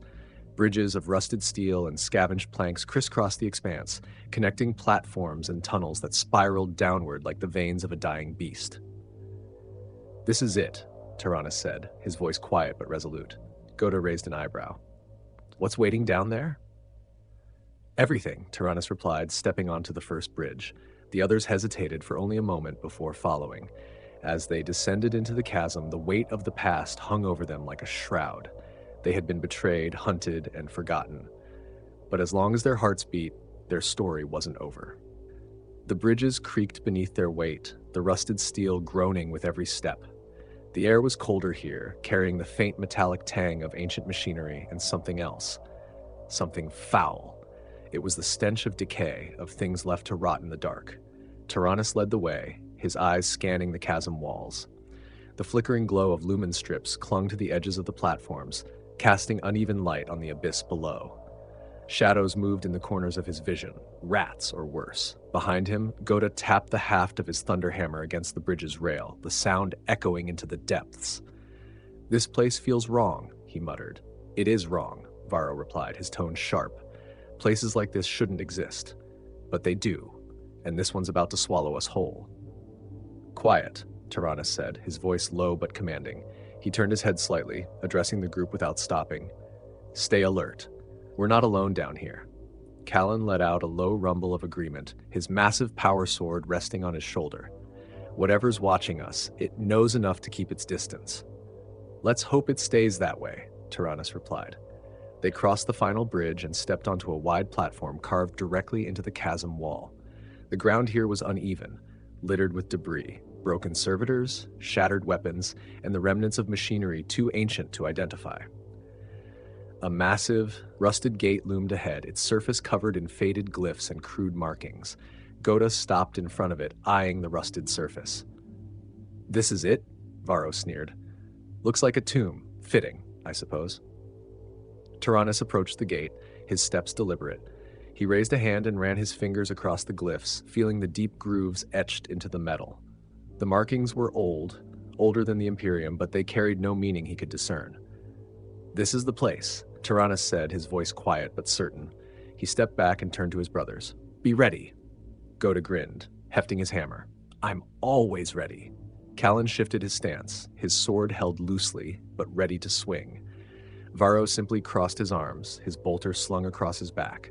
Taranis pushed against the gate, his enhanced strength forcing it open with a tortured screech of metal. The sound echoed into the chasm, fading into silence. Beyond the gate lay a vast chamber, its ceiling lost in shadow. The walls were lined with ancient machinery, their blinking lights and humming servos a stark contrast to the decay outside. At the center of the chamber stood a figure. The man was tall, though nowhere near the size of a thunder warrior. He was wrapped in a dark, hooded cloak, his face obscured by a respirator mask. Augmetic limbs glinted faintly beneath the fabric, their movements smooth and precise. "You came," the man said, his voice filtered through the rasp of the respirator. He stepped forward, his mechanical limbs clicking softly against the floor. "I wasn't sure you would." Taranis stopped a few paces away, his hand resting on the haft of his chain axe beneath his cloak. "You said you had answers. Speak." The man tilted his head, the faint glow of his augmetic eyes shifting between the warriors. "You've come far, survived more than anyone should. But you know what you are. What's happening to you?" Taranis' expression hardened. "We didn't come for riddles. If you know something, say it." The man chuckled softly, the sound hollow. "Very well. You're dying, Taranis, all of you. The Emperor made sure of that when he created you. You were never meant to last." Varro stepped forward, his voice a sharp growl. "We already know that, little man. Tell us something we don't know, or I'll snap that respirator off your face." The man didn't flinch.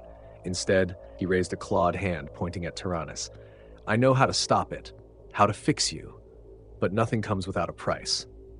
Ghota scoffed, his hammer resting on his shoulder. "Fix us? You're gonna fix us? You're just another scavenger, feeding on the scraps of the old world."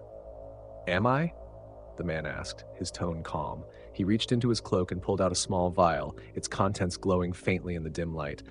"This is the Emperor's work, a fragment of the science that created you, and it's only the beginning." The room fell silent. Taranis stared at the vial, his jaw tightening. "What do you want?" The man lowered the vial, tucking it back into his cloak. "I want what you want. Survival. But survival has a cost. If you want to live, you'll need to do something for me. Something. Dangerous." "What kind of something?" Callan rumbled, his grip tightening on his sword. The man's glowing eyes fixed on Taranis. "There's a place deeper in the Underhive. An old facility, forgotten by time. Inside it lies the key to stabilizing your genetic code. But it's guarded, protected by the deadliest machines of the dark age of technology." Varro sneered. "Machines? That's what you're afraid of? We've fought wars against armies. Machines are nothing." "These aren't ordinary machines," the man said, his voice cold. "These are war constructs built to kill men like you. If you go there, you may not return." Taranis' hand tightened on the haft of his chain axe, but his voice remained steady. "If what you're saying is true, we'll do it, but if this is a lie..." The man chuckled again, his mechanical limbs clicking as he stepped back into the shadows. "You'll see soon enough. The truth awaits, Taranis, if you have the strength to claim it." The chamber fell silent as the man disappeared into the dark, leaving the Thunder Warriors alone with his words. Taranis turned to his brothers, his face set with grim determination. "We move at first light. Rest while you can." Ghota smirked, his hammer gleaming faintly in the dim light. "Finally, something worth smashing." Callan said nothing, his gaze fixed on the gate. Varro let out a low growl. "Machines or not, this better be worth it."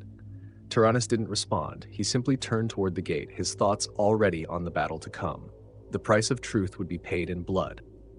The journey to the facility was a descent into darkness, both literal and figurative. The Underhive grew colder, the air thick with the stench of stagnant water and ancient filth. The tunnels narrowed as the group moved deeper, their footfalls echoing off the corroded walls.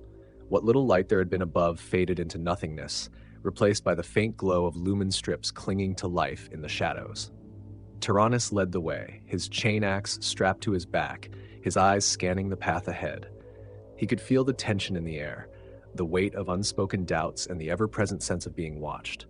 His brothers followed closely, their weapons at the ready, each step bringing them closer to whatever horrors the stranger had promised.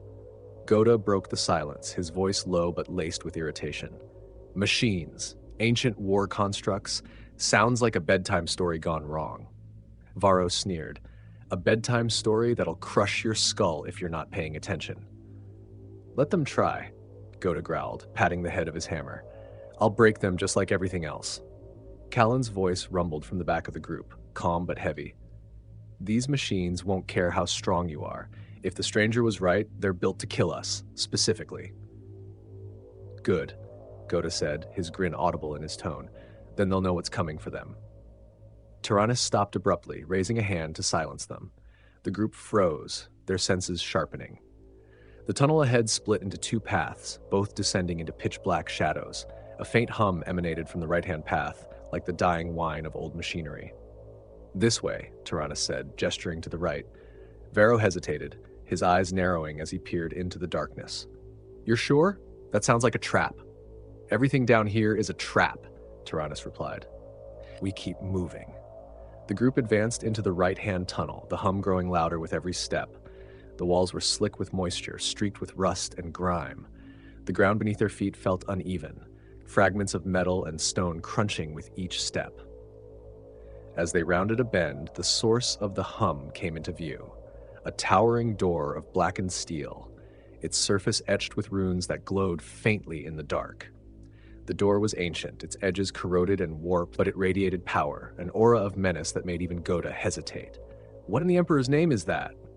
Varro muttered, his voice barely above a whisper. Taranis approached the door cautiously, his hand resting on the haft of his chain axe. The runes pulsed faintly as he drew closer, their light casting strange patterns across his scarred face. "It's a vault," Callan said, his deep voice reverberating in the narrow tunnel. "From the dark age of technology, whatever's inside, it's been sealed for a reason." "Sealed or not," Ghota said, stepping forward, "we're opening it." Taranis turned to his brothers, his voice calm but firm. "Be ready. Whatever's behind this door, it won't be friendly." The group formed a loose formation around the door, their weapons drawn. Taranis nodded to Ghota, who stepped forward and planted his massive hammer against the edge of the door.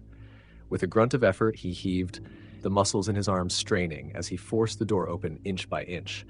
A deafening screech of metal echoed through the tunnel as the door gave way, revealing a vast chamber. The air inside was cold and dry. The walls lined with rows of ancient machinery that hummed faintly with dormant power. The floor was scattered with debris, shattered servitors, rusted weapons, and the skeletal remains of figures long dead. But it wasn't the machinery or the corpses that drew their attention.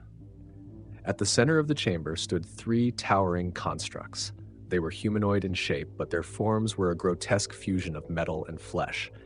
Massive limbs, reinforced with thick plating, ended in razor-sharp claws and weapons too ancient to identify. Their faces, or what passed for them, were featureless masks of black steel, glowing faintly with the light of some internal power source. The constructs stood motionless, their heads tilted slightly downward as if in slumber. Ghota tightened his grip on his hammer, his voice a low growl. "Machines, huh? They don't look so tough." Varro sneered. "They're not moving, yet."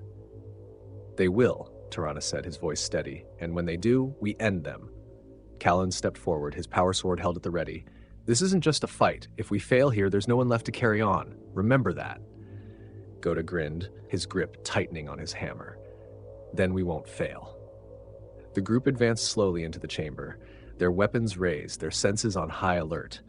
The hum of the machinery grew louder, the constructs looming larger with every step. And then, the chamber came alive. The runes on the walls flared to life, their light pulsing in rhythmic patterns. The constructs' heads snapped upward in unison, their glowing eyes locking onto the intruders. A deep, metallic roar echoed through the chamber as the machines sprang to life, their massive limbs whirring and clanking as they moved with terrifying speed. "Here we go," Ghota bellowed, charging forward with his hammer raised high. Taranis barked orders, his voice cutting through the chaos. "Spread out! Don't let them corner you." The battle began in an explosion of sound and fury, the clash of ancient steel against flesh and armor echoing through the chamber. The Thunder Warriors fought with the desperation of men who had nothing left to lose, their weapons striking with brutal efficiency. But the constructs were relentless, their movements impossibly fast for beings of their size. They struck with precision, their claws carving through the air with lethal intent. Taranis ducked under a sweeping strike, his chain axe roaring to life as he drove it into the construct's leg. Sparks flew as the blade bit into metal, but the machine barely faltered, its massive arms swinging toward him in retaliation. Ghota roared as he slammed his hammer into the chest of another construct, the force of the blow sending it staggering backward. "You call this a fight?" he bellowed, grinning as he swung again. Callan and Varro worked in tandem, their movements precise and coordinated. Callan's power sword cut through the construct's armor with ease, while Varro's bolter barked in rapid bursts, targeting exposed joints and power cores. The constructs fought back with unrelenting ferocity, their glowing eyes cold and unfeeling. And as the battle raged, Taranis couldn't shake the feeling that this was only the beginning. The chamber echoed with the clash of steel and the roar of combat. Sparks flew as Taranis and his brothers fought with unrelenting precision, their weapons carving through the towering constructs that surged toward them. The machines were fast, too fast for their size, and their attacks came with lethal intent, but the Thunder Warriors held their ground, their movements perfectly attuned to the rhythm of battle. Taranis swung his chain axe, its teeth roaring as they tore through the chest of a construct. The machines staggered, internal components sparking from the damage, but it retaliated instantly, its claw raking across his shoulder plate. He felt the impact rattle his armor, but pressed forward, his axe revving as he swung again. "Too slow," Ghota bellowed, his voice echoing through the chamber. His thunderhammer crashed into another machine with a deafening boom, the force sending it sprawling backward. "Is this the best they've got?" "They're just warming up," Varro shouted, firing a volley from his bolter. His shots tore into the joints of a construct's legs, causing it to buckle. Callan was already moving, his power sword glowing as it carved through the machine's exposed neck. The construct collapsed, its head severed in a spray of sparks. Callan turned to Varro with a faint smirk. "Try to keep up," Varro sneered but couldn't suppress a grin. "Just don't get in my way." Taranis glanced at his brothers, their laughter cutting through the chaos. They moved with purpose, their strikes coordinated and devastating. Despite the odds, they fought as if they were made for this. Because they were. The thought struck him like a blow. He felt it too, that strange clarity, that undeniable rush. It was more than adrenaline. It was something woven into their very being. A memory surfaced, unbidden and unwelcome.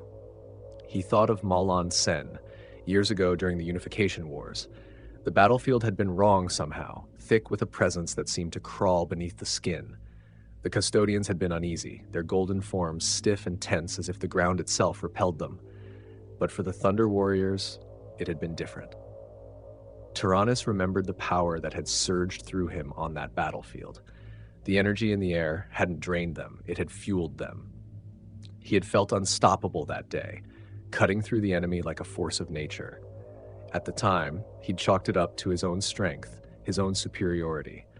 But now, as he fought alongside his brothers, the same feeling stirred within him. Was it deliberate? Had the Emperor designed them to feel this way, to thrive in war, to draw power from destruction? And if so, what had been the cost of that design? He pushed the thought aside as the battle raged on. Another construct charged him, its claws whirring as they swept toward his torso. Taranis ducked low, his chain axe roaring as it bit into the machine's arm. Sparks flew, the construct staggering as its limb hung limp and useless. "Focus fire!" Taranis shouted, his voice cutting through the din. "Overwhelm their systems." Ghota's laughter boomed again as he swung his hammer in a wide arc, smashing another construct into the wall. "Overwhelm? I'm already winning."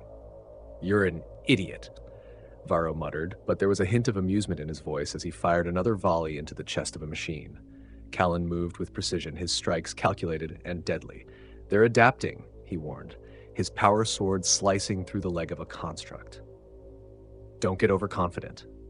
They can adapt to this."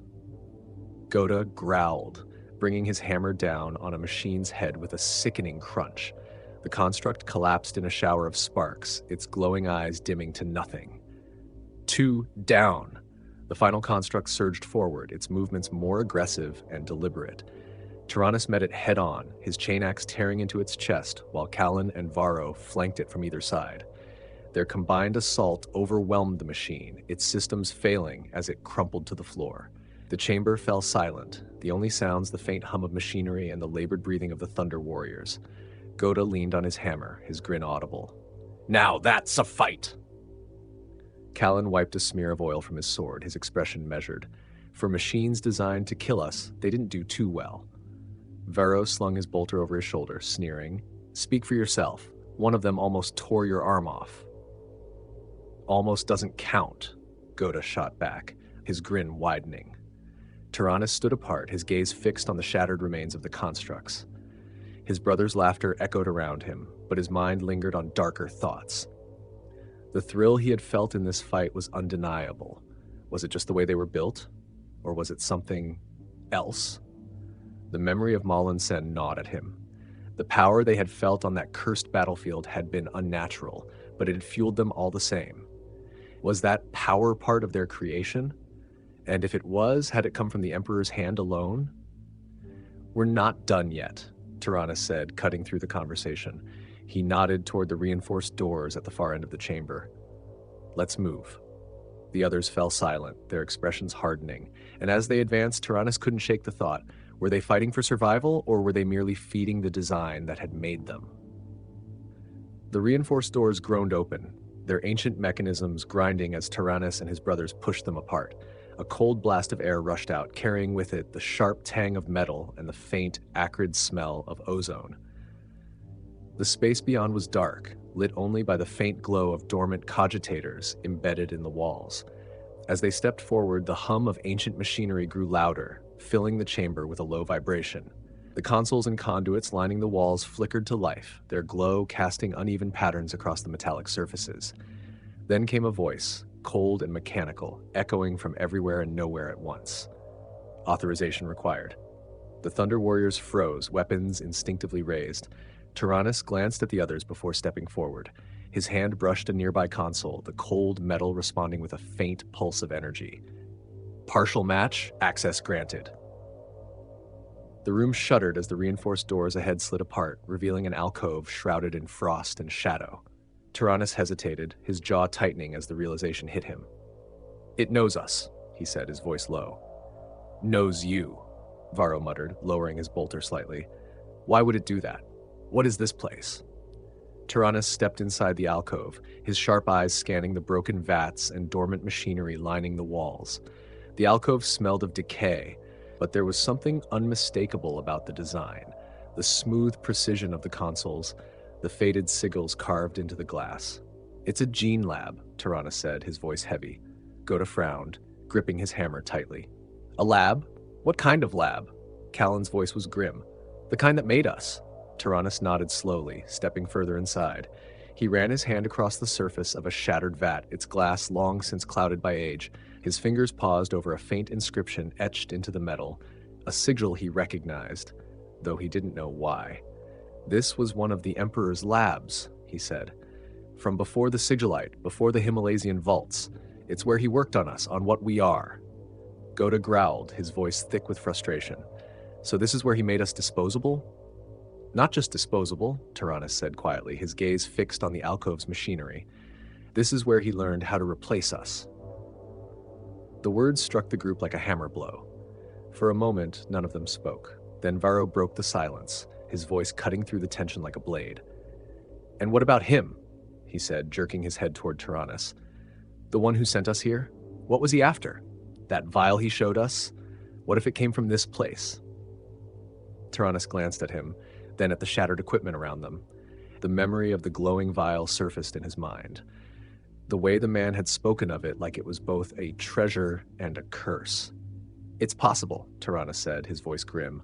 "If he's telling the truth, then this lab could be the source of everything we're looking for. The vial might even be a piece of what the Emperor was working on here." Callan frowned, his grip tightening on his sword. "And if he's lying?" Taranis' jaw tightened.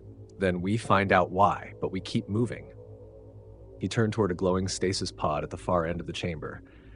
"Whatever answers are here, they'll be in there." The flickering glow of lumen strips cast jagged shadows across the chamber as the Thunder Warriors ventured deeper into the labyrinthine corridors of the ancient lab. The cold air bit at their exposed skin, the silence broken only by the faint hum of dormant machines. Taranis stopped at the entrance to a side room, his eyes scanning the darkened interior. This chamber was smaller than the others they had passed, narrow, enclosed, and largely untouched by the ravages of time. Its walls were lined with shelves holding rusted tools and shattered data slates, and a long table stretched beneath a cluster of dim, flickering lights. "This will do," Taranis said, stepping inside. Ghota followed, his hammer resting heavily on his shoulder. A little tight for my liking, he grunted, his voice echoing off the metal walls, but at least it's not crawling with constructs. Callan ran a hand along the edges of the room, inspecting its corners for threats. We've had worse, he said quietly, his power sword still in hand. At least here, we'll have a roof over our heads. Varro leaned against the doorway, his bolter slung over his shoulder. Still smells like death in here, he muttered, and I don't trust places that were left behind in a hurry. Neither do I, Taranis replied. He approached the central table, brushing a layer of dust from its surface. Beneath it, a partially intact console flickered weakly, its dim screen struggling to display fractured lines of code.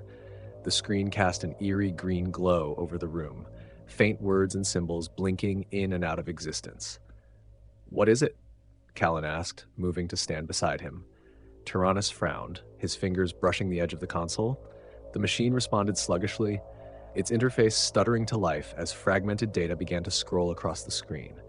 Most of it was corrupted beyond recognition, but certain terms leapt out. Biotemplate adaptation, accelerated genetic imprinting, stress factors exceeded parameters. This isn't a repair station, Taranis said, his voice low. It's a forge. Ghota, who had dropped heavily into a corner of the room, raised an eyebrow. What are you talking about? Taranis' eyes remained fixed on the screens, his jaw tightening as more fragments appeared. This is where he made us. Not to perfect us, not to refine us, just to make us fast. Faster than nature should have allowed. Callan's face hardened as he studied the glowing symbols. Why the rush? Taranis exhaled slowly, his mind turning over the question. The Emperor must have been pressed, desperate. Something on Terra, something more dangerous than the wastelands and the warlords. He paused, then added, the old chaos cults. We weren't just made to fight men. We were made to fight something far worse. The room fell silent. Even Ghota, who so often scoffed at such things, grew still. The Chaos Worshippers, Callan said grimly, the ones we wiped out during the Unification Wars. Taranis nodded, his fingers tightening against the console. He must have foreseen what they could become. He didn't have the luxury of time to make us like the Space Marines. He made us to be blunt instruments, tools that could fight and thrive against the dark forces they drew power from. Varro, who had been pacing near the doorway, stopped and turned. If that's true, he said, his voice low, then he made us with that darkness in mind. He gave us the strength to fight it because it couldn't touch us, or worse, because we could draw from it. Taranis' eyes narrowed. And that's what made us dangerous to him in the end. Once the chaos cults were gone, we were a liability. He couldn't take the risk of keeping us alive in his new empire. Ghota slammed his fist against the wall, the sound echoing through the chamber. So we're just garbage then? Tools to clean up his mess and then tossed aside when the job's done?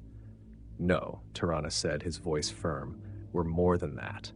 He gestured to the console, the flickering data casting strange shadows across his face. This place might hold more than just answers about our creation. There could be something here, something we can use to keep going, to stop the decay. Callan frowned, leaning closer to the console. You think there's a cure in all this? For what's happening to us? Maybe not a cure, Taranis admitted, but something. The Emperor left these tools behind. He abandoned this lab, but the data is still here. It's worth trying. Varro sneered, folding his arms across his chest. And what if it's just more lies? More scraps of his grand vision left to rot while we die off? Taranis turned to him, his expression hard. Then we find out the truth for ourselves. The tension in the room was palpable, but the others said nothing. Slowly, they began to settle into the small space, their weapons close at hand. Ghota leaned against the wall, his hammer resting across his lap. I still say we smash everything in this cursed place, but I'll hold off. For now. Callan sat near the central table, his power sword balanced across his knees. You'll stay here all night, won't you? He asked, glancing at Taranis. Taranis didn't answer immediately. He pulled a cracked data slate from one of the shelves, dusting it off as he returned to the console. I'll rest when I need to, he said, his tone quiet. But there's too much here to ignore. If there's even a chance to understand what we are, I'll take it. The others settled into uneasy silence, their breathing steadying as the exhaustion of the day began to catch up with them. Taranis remained at the console, his fingers brushing over the controls as fragmented lines of data scrolled endlessly across the screen. The Emperor's choices had created them, rushed them into existence to save Terra from annihilation. But the answers to their future, if there even was one, lay somewhere in the remnants of this forgotten place. The lab was eerily quiet, save for the faint hum of machinery deep within its walls. Taranis worked at the console, his eyes fixed on the fractured lines of data that spilled across the screen. The others had fallen into restless silence, scattered across the room. Ghota snored softly in the corner, his hammer propped against the wall beside him.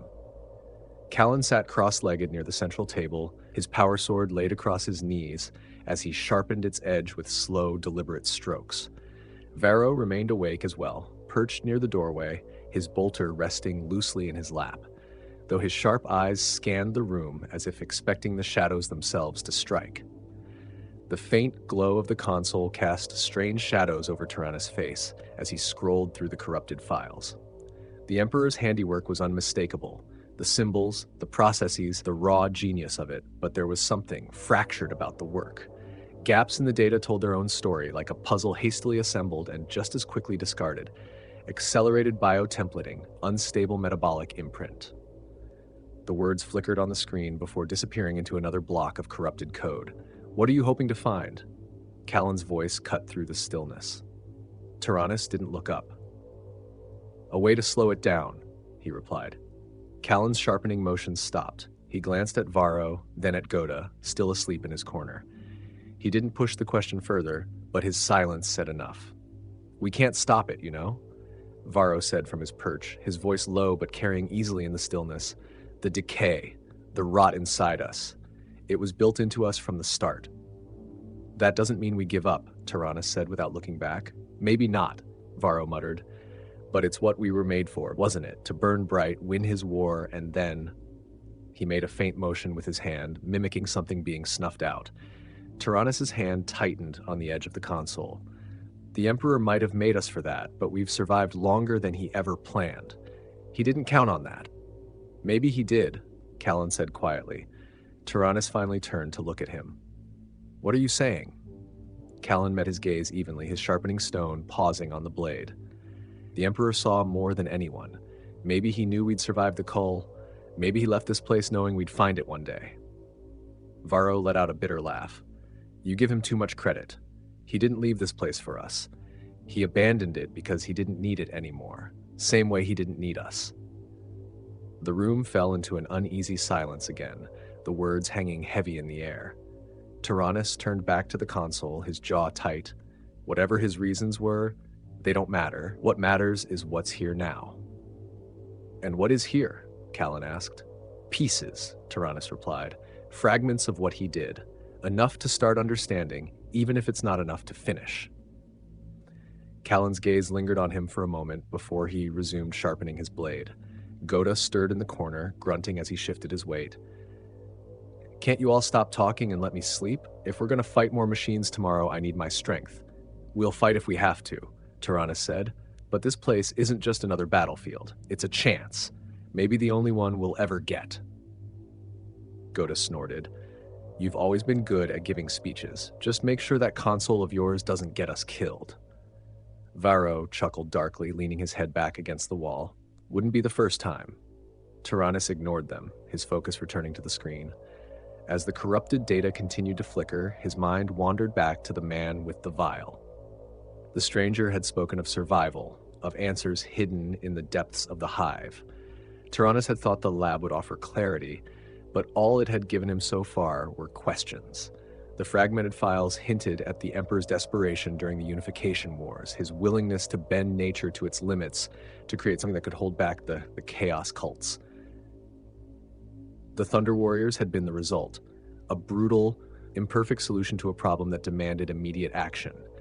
And when that problem was solved, so too were they.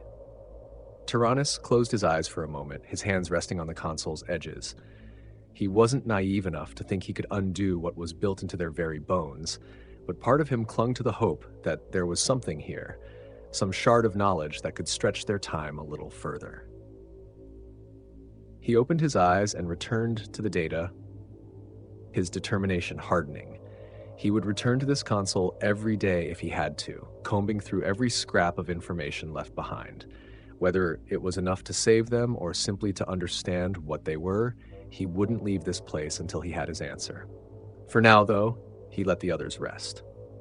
Morning was a concept that no longer existed in the depths of the Underhive. The light that filtered into the lab came not from the sun, but from the flickering remnants of ancient machines and the faint luminescence of decayed cogitator terminals. The air was heavy, stale, and cold, pressing down on the Thunder Warriors as they roused from their uneasy rest. Ghota was the first to stir, his grumbling echoing off the metal walls. "I've slept on battlefields more comfortable than this," he muttered, cracking his neck as he grabbed his hammer. "You've slept in battlefields you set on fire," Varro shot back, his voice dry as he cleaned his bolter. "Your sense of comfort doesn't count." Ghota let out a rumbling laugh, the sound more bark than mirth. "Fair." Callan was already awake. His power sword balanced across his knees as he wiped it clean with a piece of torn cloth. He glanced at Taranis, who was still seated at the console, his back straight but his shoulders tense. The faint glow of the screen painted harsh lines across his face, making the years of battle etched into his features all the more visible. "You didn't sleep," Callan said. It wasn't a question. Taranis didn't look up. "I'll rest when we've found something worth resting for." Varro snorted, slinging his bolter over his shoulder. "And? Did you find anything? Or are you just playing scribe to a dead man's notes?" Taranis finally turned to face them, his gaze steady. "The files are fractured, most of them beyond repair, but what's here confirms what we've always suspected. The Emperor made us fast, reckless, and strong because he needed us to end the chaos cults. He saw something in them, something worse than just rebellion. He used us to stamp it out before it could spread." "So we did our job," Ghota said, resting his hammer on the ground. "What does that matter now?" "It matters because we were built to fight chaos," Taranis replied, his voice sharp. "We were designed to thrive where others would break. The cults drew on dark forces, forces the custodians feared, but we didn't. We were stronger in it." Callan frowned, leaning forward slightly. "Are you saying we're tied to it? To chaos?" Taranis shook his head. "No, not tied to it, but built to resist it. Maybe even to pull strength from it. That's why we succeeded where others couldn't, and that's why we were discarded after the Unification Wars." Varro stepped closer, his tone turning skeptical. "Discarded because we were too dangerous? Is that what you're saying? The Emperor threw us away because he was afraid of us?" Taranis stood, his chain axe slung over his back, and approached his brothers. "Not afraid, calculating. Once the Chaos cults were gone, we were a liability. He needed warriors who would follow orders without question, who would build his Imperium without threatening it." "Space Marines," Callan said, the word heavy with disdain. "Exactly," Taranis said. "The Space Marines were made to be disciplined, refined, and replaceable. We weren't. We were too strong, too volatile. He didn't need us anymore, so he cast us aside." Ghota's grip tightened on his hammer, his teeth bared in a snarl. "He built us to do his dirty work, let us bleed for him, and then tossed us into the fire when we'd done enough. And now what? We sit here and rot while his perfect angels conquer the stars?" Taranis met Ghota's glare evenly. "No, we survive. We find a way to outlast the death he built into us." Varro leaned against the wall, his expression dark. "You talk like there's a way to fix this. But we're not like them, Taranis. We're not machines you can tune up. We're dying, and nothing in this scrap heap is going to change that." "We're all dying, Varro," Taranis said. "But if there's even a chance to slow it down, to extend what time we have left, then it's worth it. This lab is our best chance, maybe our only chance." Callan stood, his power sword glowing faintly as he activated it. "Then we work. We dig through this place and find what we can. If there's even a scrap of knowledge here that can help us, we'll take it." Ghota let out a low growl, but there was a glint of determination in his eyes. "Fine, but if this place tries to kill us like the rest of the Underhive, I'm smashing it to pieces." Varro chuckled darkly. "That's the spirit." Taranis nodded, his hand tightening on the haft of his chain axe. "We stay here for now, but we don't linger forever. This lab is a tool, not a home. We use it to get what we need, and then we move on." The others murmured their agreement, their voices low but resolute. As they began to prepare for the day's work, clearing the lab, scavenging supplies, and digging through the Emperor's abandoned machines, Taranis lingered near the console. The fractured data scrolled endlessly across the screen, fragments of the Emperor's vision flashing like distant stars. He knew they wouldn't find salvation here. But even a moment's reprieve, a sliver of understanding, was worth fighting for. The days in the lab settled into a grim routine. While Ghota and Varro combed through the surrounding corridors for supplies, and Callan reinforced their makeshift camp with whatever scraps of metal he could scavenge, Taranis remained at the console. Each day, he pried open more fragments of the Emperor's work, piecing together the shattered puzzle of their creation. The lab was a maze of overlapping chambers and silent machinery. Some doors wouldn't budge no matter how hard Ghota slammed his hammer against them. Others opened into empty rooms filled only with dust and echoes. The more they explored, the clearer it became that this place was never meant to be found. Taranis, Callan said one evening as he dragged a pile of rusted equipment back to the central room. Do you even know what you're looking for anymore? Taranis barely glanced up from the screen. His expression was grim, the same hard lines etched deeper into his face each time Callan spoke to him. Answers. Callan snorted, dropping the pile with a metallic clatter.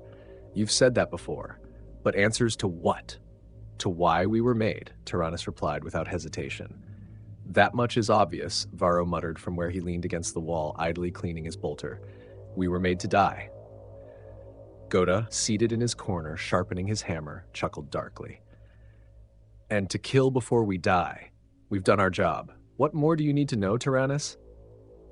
Taranis leaned back in his chair, his eyes narrowing at the corrupted text on the console. The data here was older than anything he had ever seen, older than their first campaigns, older than the Emperor's initial triumphs. But the more he uncovered, the more he realized the depth of the Emperor's desperation when creating them. This wasn't just a factory, Taranis said at last, his voice low but clear. The Emperor wasn't simply building warriors here. He was rushing to stop something worse. Varro raised an eyebrow. Worse than the Unification Wars? Worse than the chaos-worshipping cults we wiped out? Taranis nodded, his fingers moving to isolate a series of fractured schematics on the console. The cults weren't just enemies, they were a contagion. Their faith in chaos wasn't harmless, it was a weapon. It was spreading, and it was gaining strength. The Emperor saw what it could do if left unchecked, and he had no other options. He made us to burn it out. Ghota spat on the floor, his disdain clear. So we're exterminators. Nothing more. If the cults are gone, then so's our use. That's not all, Taranis continued, ignoring Ghota's interruption. He pointed to the display, where fragments of genetic sequences and battle reports flashed in stuttering bursts. He didn't just make us to resist chaos, he made us to thrive in it. Callan frowned, stepping closer. What do you mean? Think about it, Taranis said, standing and turning to face them. The custodians and space marines were made to reject chaos outright, to see it as an abomination and fight against it with purity. But us, we weren't pure. We were made to walk into the heart of it, to break the cults apart from within, and to use their own strength against them. That's why we succeeded where others couldn't. Varro sneered, crossing his arms. And that's why we're falling apart now. Chaos doesn't let you take from it without paying a price. No, Taranis said sharply. That's not it. Our deterioration isn't Chaos's doing, it's his. The Emperor built us this way. He gave us just enough time to burn through Terra's enemies, and then he let us burn out. Yet Callan's expression darkened. Why? Why not just let us live? Because we were dangerous, Taranis said. We were too strong, too volatile. Once the cults were gone, we weren't soldiers anymore. We were a threat to his new empire. The Space Marines were the next step, controlled, obedient, and replaceable. We weren't any of those things. Ghota slammed his hammer against the floor, the sound reverberating through the room. He made us into monsters, used us to kill his enemies, and then tossed us away like garbage. And now you're saying we're tied to the very thing we were built to destroy? No, Taranis said, his voice firm. We're not tied to chaos. We're proof that humanity can survive it. That's why we're still here. We weren't meant to last, but we've endured anyway. And now we're going to decide our own fate. The room fell silent. Even Ghota, who so often bristled against Taranis' words, seemed to consider them. So what now? Varro asked at last. We keep scrounging through this lab, hoping to find something that won't crumble in our hands? We keep moving forward, Taranis replied. If the Emperor thought he could discard us, then he underestimated us. If chaos couldn't break us, then nothing will. This lab is just the beginning. It's a piece of what he left behind, and it's enough to start. And where does it end? Callan asked. Taranis turned back to the console, his eyes narrowing as he studied the data again. It ends where we say it does. Months had passed since Taranis and his brothers had stumbled upon the Emperor's abandoned lab. The cold, lifeless corridors of that place now felt like a distant memory. The Underhive, however, was anything but lifeless.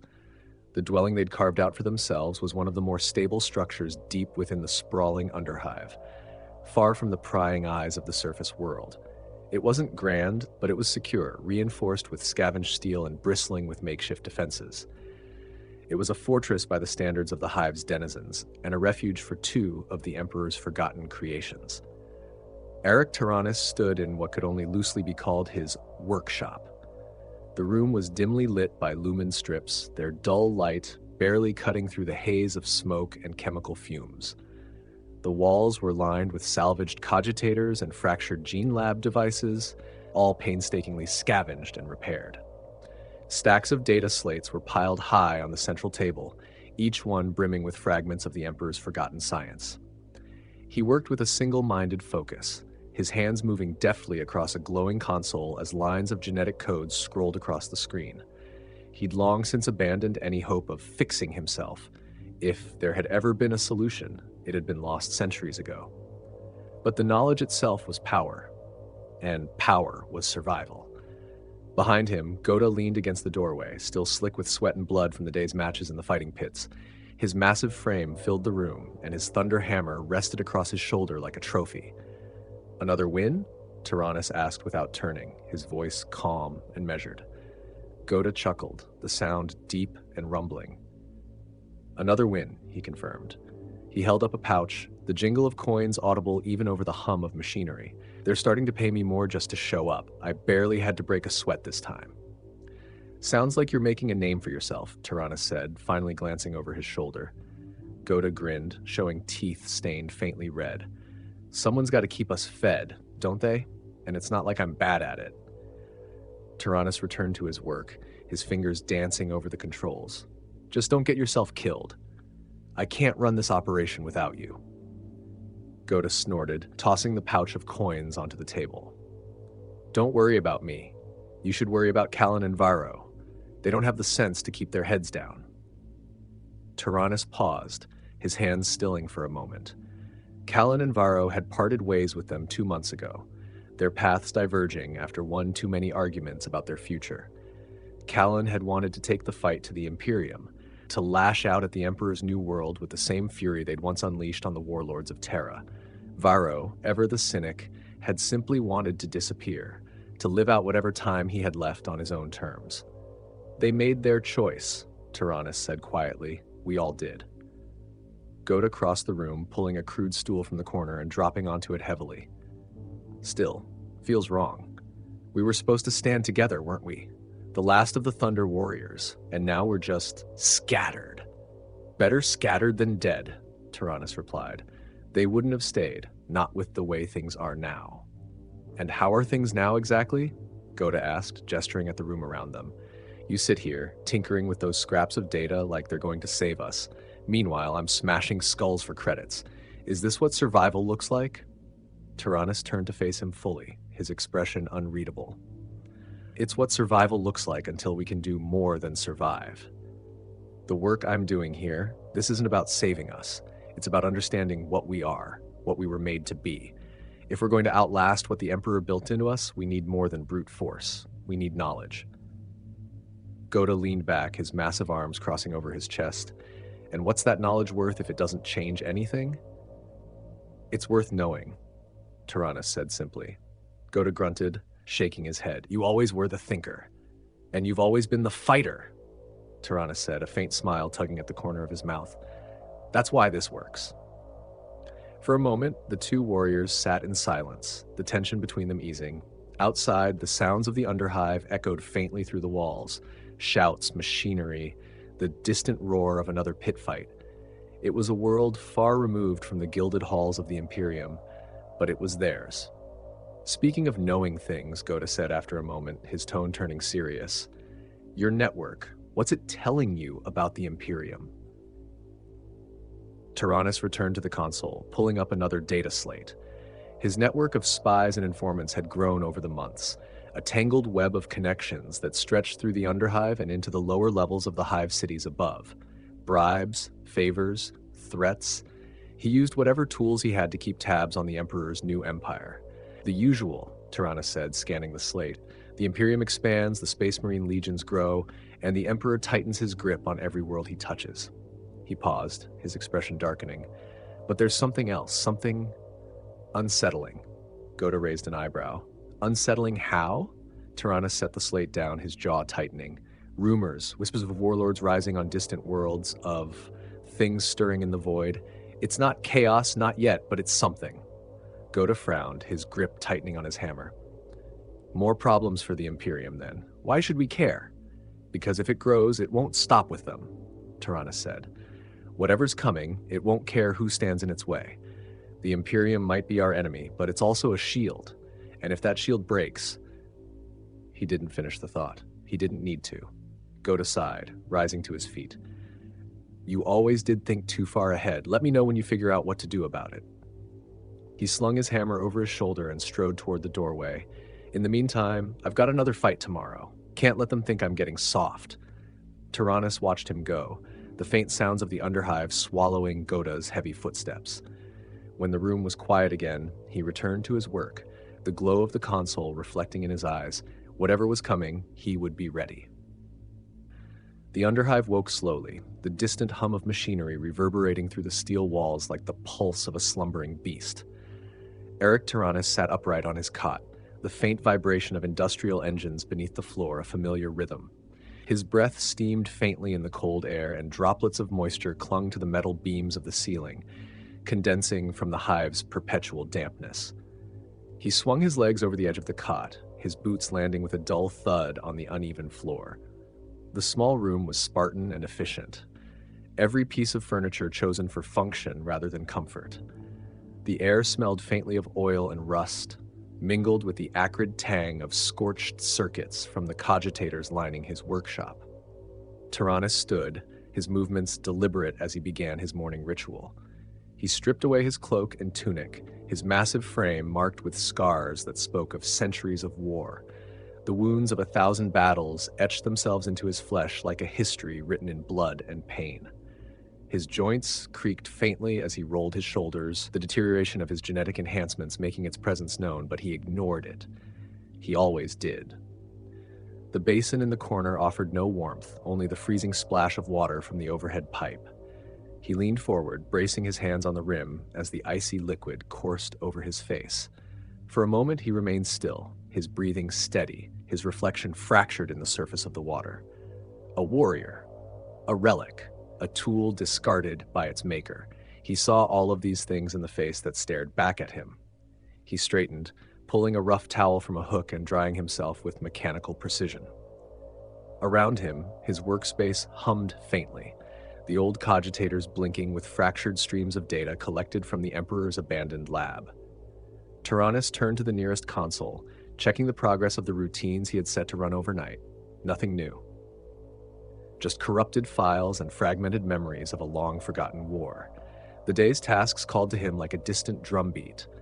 He strapped his chain axe across his back, its weight a familiar reassurance, and slipped his tattered cloak over his shoulders. Before leaving, he glanced at the far wall where a crude map of the Underhive was pinned.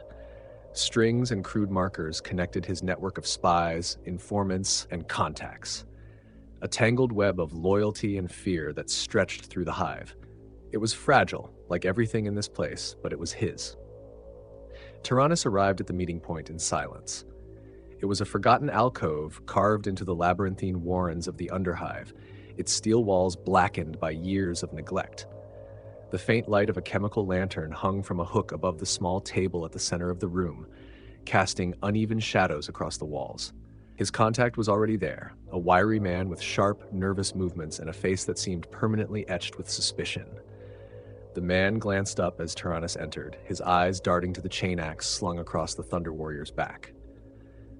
"You're early," Taranis said, stepping into the light. "And you're intimidating," the man replied, though his voice carried more caution than humor. "Let's not waste time, eh?" Taranis sat across from him, his cloak shifting to reveal the full breadth of his massive frame. The contact visibly flinched, though he quickly covered it with a forced cough. "You said you had something," Taranis said, his voice flat. The man leaned in, lowering his voice. "Words come down from the mid-hive. There's a player, big money, big influence, who's been spending a lot of time in the pits. Gambling, mostly. But they've started losing. A lot." Taranis' gaze didn't waver. "What does that have to do with me?" "Not you," the man said quickly. "Your friend. The big one. Ghota. He's the reason they're losing. Every time he steps into the ring, it's bad news for their pocketbook. And they're not happy about it." Taranis' jaw tightened, though his voice remained calm. "Go on." The man glanced over his shoulder, his nervousness returning. "They've had enough. Word is they're sending in professionals. Assassins, the kind that don't miss. They're planning to take him out, either in the pits or before he even gets there. Make an example of him." Taranis leaned forward slightly, his presence looming even in the dim light. "Who?" The man hesitated, licking his lips. "No names, just whispers. But it's someone powerful, someone with deep ties in the mid-hive. Whoever they are, they're not amateurs." Taranis' expression didn't change, but his tone grew colder. "If you're lying to me, I'm not," the man blurted, raising his hands. "I swear, I don't know much else, but you know my information's good. This is serious. If you don't act fast, your friend's as good as dead." Taranis studied him for a long moment, his sharp eyes cutting through the man's feigned bravado. Finally, he stood, his chain axe shifting slightly on his back as he turned to leave. "You'll be paid," he said, without looking back. Just don't forget who brought you this," the man called after him, though his voice was tinged with relief. Taranis didn't respond. As he stepped into the shadows of the Underhive, his mind was already racing. Whoever this mid-hive player was, they had made a dangerous mistake. Ghota wasn't just another fighter in the pits. He was a Thunder Warrior, a relic of war who could shatter men with a single blow. But even the strongest warrior could fall to treachery and precision. And Taranis wasn't about to let that happen. The air in the Underhive seemed heavier than usual as Taranis made his way back to their dwelling.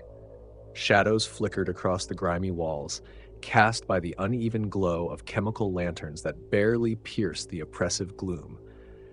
The faint din of the hive's endless machinery reverberated through the floor, joined by the occasional distant shout or the clang of metal against metal. Taranis moved with purpose, his mind replaying the informant's words. A squad of assassins, skilled and well-funded, coming for Ghota. He clenched his fists as he walked, his chain axe swaying gently on his back. Ghota had faced countless enemies in the pits and survived more battles than most men could count. But even he wasn't invincible. An ambush, a precise strike. No amount of brute strength could fend off an attack he didn't see coming. As Taranis reached their dwelling, he found Ghota sitting outside, leaning against a battered pillar with his hammer resting across his lap. The giant warrior was still covered in blood, though whether it was his or his opponent's was difficult to tell. He looked up as Taranis approached, his expression a mix of curiosity and annoyance. "You look like you've seen a ghost," Ghota rumbled, his voice carrying the weight of his massive frame. "Close," Taranis replied, stepping into the dim light. "We need to talk." Ghota raised an eyebrow, his grin revealing faintly blood-stained teeth. "About what? You're not going to lecture me about the pits again, are you? I'm doing fine." "Too fine," Taranis said, his tone sharp. "You've drawn attention. Dangerous attention." Ghota frowned, straightening slightly. "What kind of attention?" Taranis didn't mince words. "There's a player from the mid-hive, someone with power and influence. You've been costing them a lot of money, and they've decided to deal with it the way people like them always do." Ghota's frown deepened, and his grip tightened on the haft of his hammer. "They're sending someone, aren't they?" "A squad," Taranis confirmed. "Assassins, trained killers, and likely well-armed." Ghota let out a low growl, his knuckles whitening as he gripped his hammer. "Let them come. I've smashed better than some mid-hive cowards." "This isn't the arena, Ghota," Taranis said firmly. They won't come at you head on. They'll wait until you're vulnerable. They'll strike when you least expect it, and they'll make sure you don't get back up. Ghota rose to his feet, towering over Taranis as he swung the hammer onto his shoulder. And what do you suggest? That I hide here like a caged rat? That's not who I am, Taranis. You know that. I'm not suggesting you hide, Taranis said, his voice steady. I'm suggesting we prepare. If they want to fight, we'll give them one, on our terms. Ghota tilted his head, studying Taranis with a wary expression. You've got a plan, then? Taranis nodded. We've spent months building a network, learning how this hive works. We know the terrain better than they do, and we know how to disappear when we need to. If we can find out who sent them, we can hit them before they hit us. And if we can't, Ghota asked, then we make sure they regret coming here, Taranis said, a dangerous edge creeping into his tone. Ghota chuckled, a deep, rumbling sound that filled the quiet of the Underhive. That's more like it. You do the planning, Taranis. I'll do the smashing. Taranis allowed himself a faint smile. You've always been the brains, brother. I trust you. Just don't take too long. I get bored easily. Taranis nodded, his mind already working through the possibilities. The assassins would be moving quickly. Mercenaries didn't waste time, especially when credits were involved. But Taranis had eyes and ears throughout the Underhive. If they were here, he would find them. As Ghota stepped back into the dwelling, Taranis turned toward the maze of alleys and tunnels that stretched beyond their walls. The Underhive was a labyrinth, and every shadow could hold a blade. But Taranis had been navigating shadows for years. He pulled his cloak tighter around himself, the weight of his chain axe comforting against his back. If the assassins thought they could slip through the dark unnoticed, they were mistaken. Taranis strode into the gloom, his thoughts sharp and his purpose clear. He would find them before they found Ghota. And if they thought they could hunt a Thunder Warrior, they would learn just how wrong they were. The Underhive thrummed faintly, its usual symphony of distant machinery and echoing footsteps filling the air. Arik Taranis moved through the twisting corridors with a sense of calm purpose, his cloak blending into the gloom as his boots carried him toward the assassin's lair. His chain axe rested securely on his back, but it wasn't the weapon that brought him focus. It was the thrill of the hunt. Beside him, Ghota strode with equal determination, his hammer balanced across his shoulder. The larger Thunder Warrior's expression was set in a mix of anticipation and quiet amusement. The old fire burned in them both now, and it was intoxicating. They're going to wish they stayed in the mid-hive, Ghota said, his voice a low growl that carried only between the two of them. They're going to wish they didn't come at all, Arik replied evenly. But we're not here to give them time to regret anything. We're going to make sure they can't touch us or anyone else again. As they approached the rusted refinery, they paused at a vantage point that gave them a clear view of the structure. The assassins' lights flickered faintly from within, and the sounds of activity drifted into the night air. Occasional footsteps, low voices, the clatter of weapons being prepared. The killers had no idea what was coming for them. 4. Arik said quietly, his sharp eyes scanning the windows and catwalks. They're confident, too confident. That's their weakness. Ghota grinned, his teeth faintly visible in the dim light. Let's remind them why confidence gets you killed. Patience, Arik said, his tone firm. We pick them off cleanly, one at a time. This isn't the pits. This is our battlefield. Ghota nodded, though he still shifted his grip on the hammer with restless energy. They crept forward, sticking to the shadows along the refinery's outer edge. The first assassin was stationed near the entrance, pacing idly with a plasma pistol holstered at his side.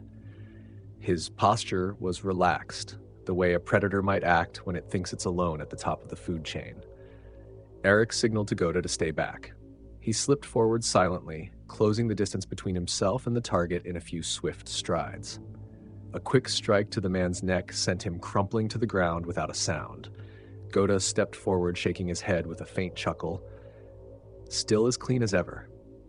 Stay focused, Arik replied.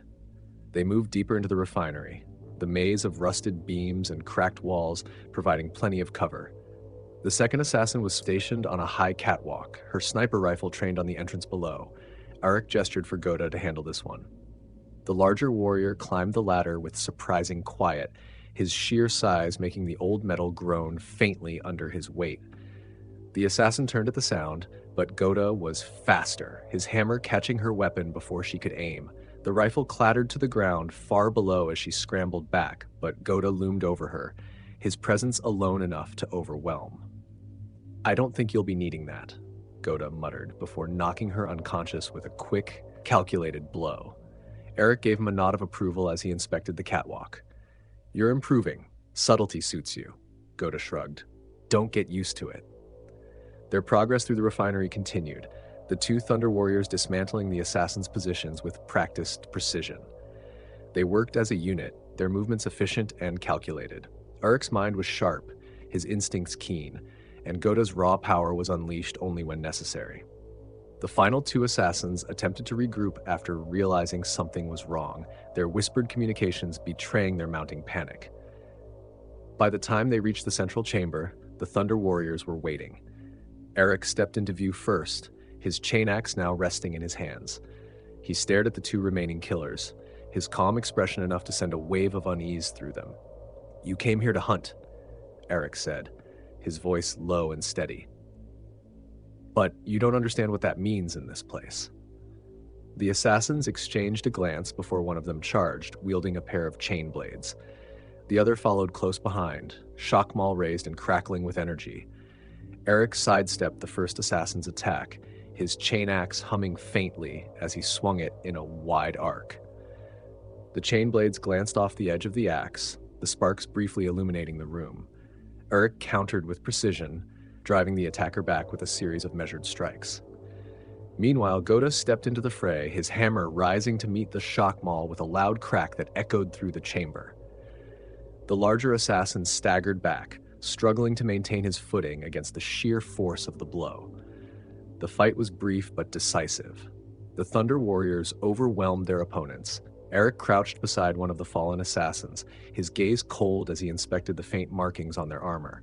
Mid-hive contractors, good gear, good training, but not good enough. Ghota leaned on his hammer, a satisfied grin on his face. "Told you they'd regret coming here." Arik didn't respond immediately. Instead, he turned to the hollow slate left on a nearby table, its flickering projection still displaying a map of the pits. He studied it carefully, noting the marked entry points and detailed notes. "This isn't over," Arik said quietly. "Someone sent them, and they'll send more if we don't deal with the source." Ghota hefted his hammer onto his shoulder, his grin fading slightly. "So what do we do?" Arik deactivated the hollow slate and tucked it under his arm. "We take control. If the Underhive is going to be ours, we have to make sure no one else can challenge us. Not from the mid-hive. Not from anywhere." Ghota chuckled, the fire returning to his eyes. "Now you're talking."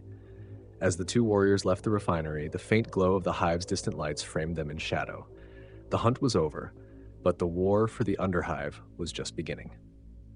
The mid-hive assassin squad was a memory now, a bloody chapter that closed the moment Arik and Ghota had dismantled their operation. But for Arik Taranis, the victory was far from complete. It wasn't just the mercenaries he wanted to destroy, it was the system that had sent them. Whoever held the power to contract assassins from the mid-hive needed to be reminded that the Underhive was not theirs to toy with.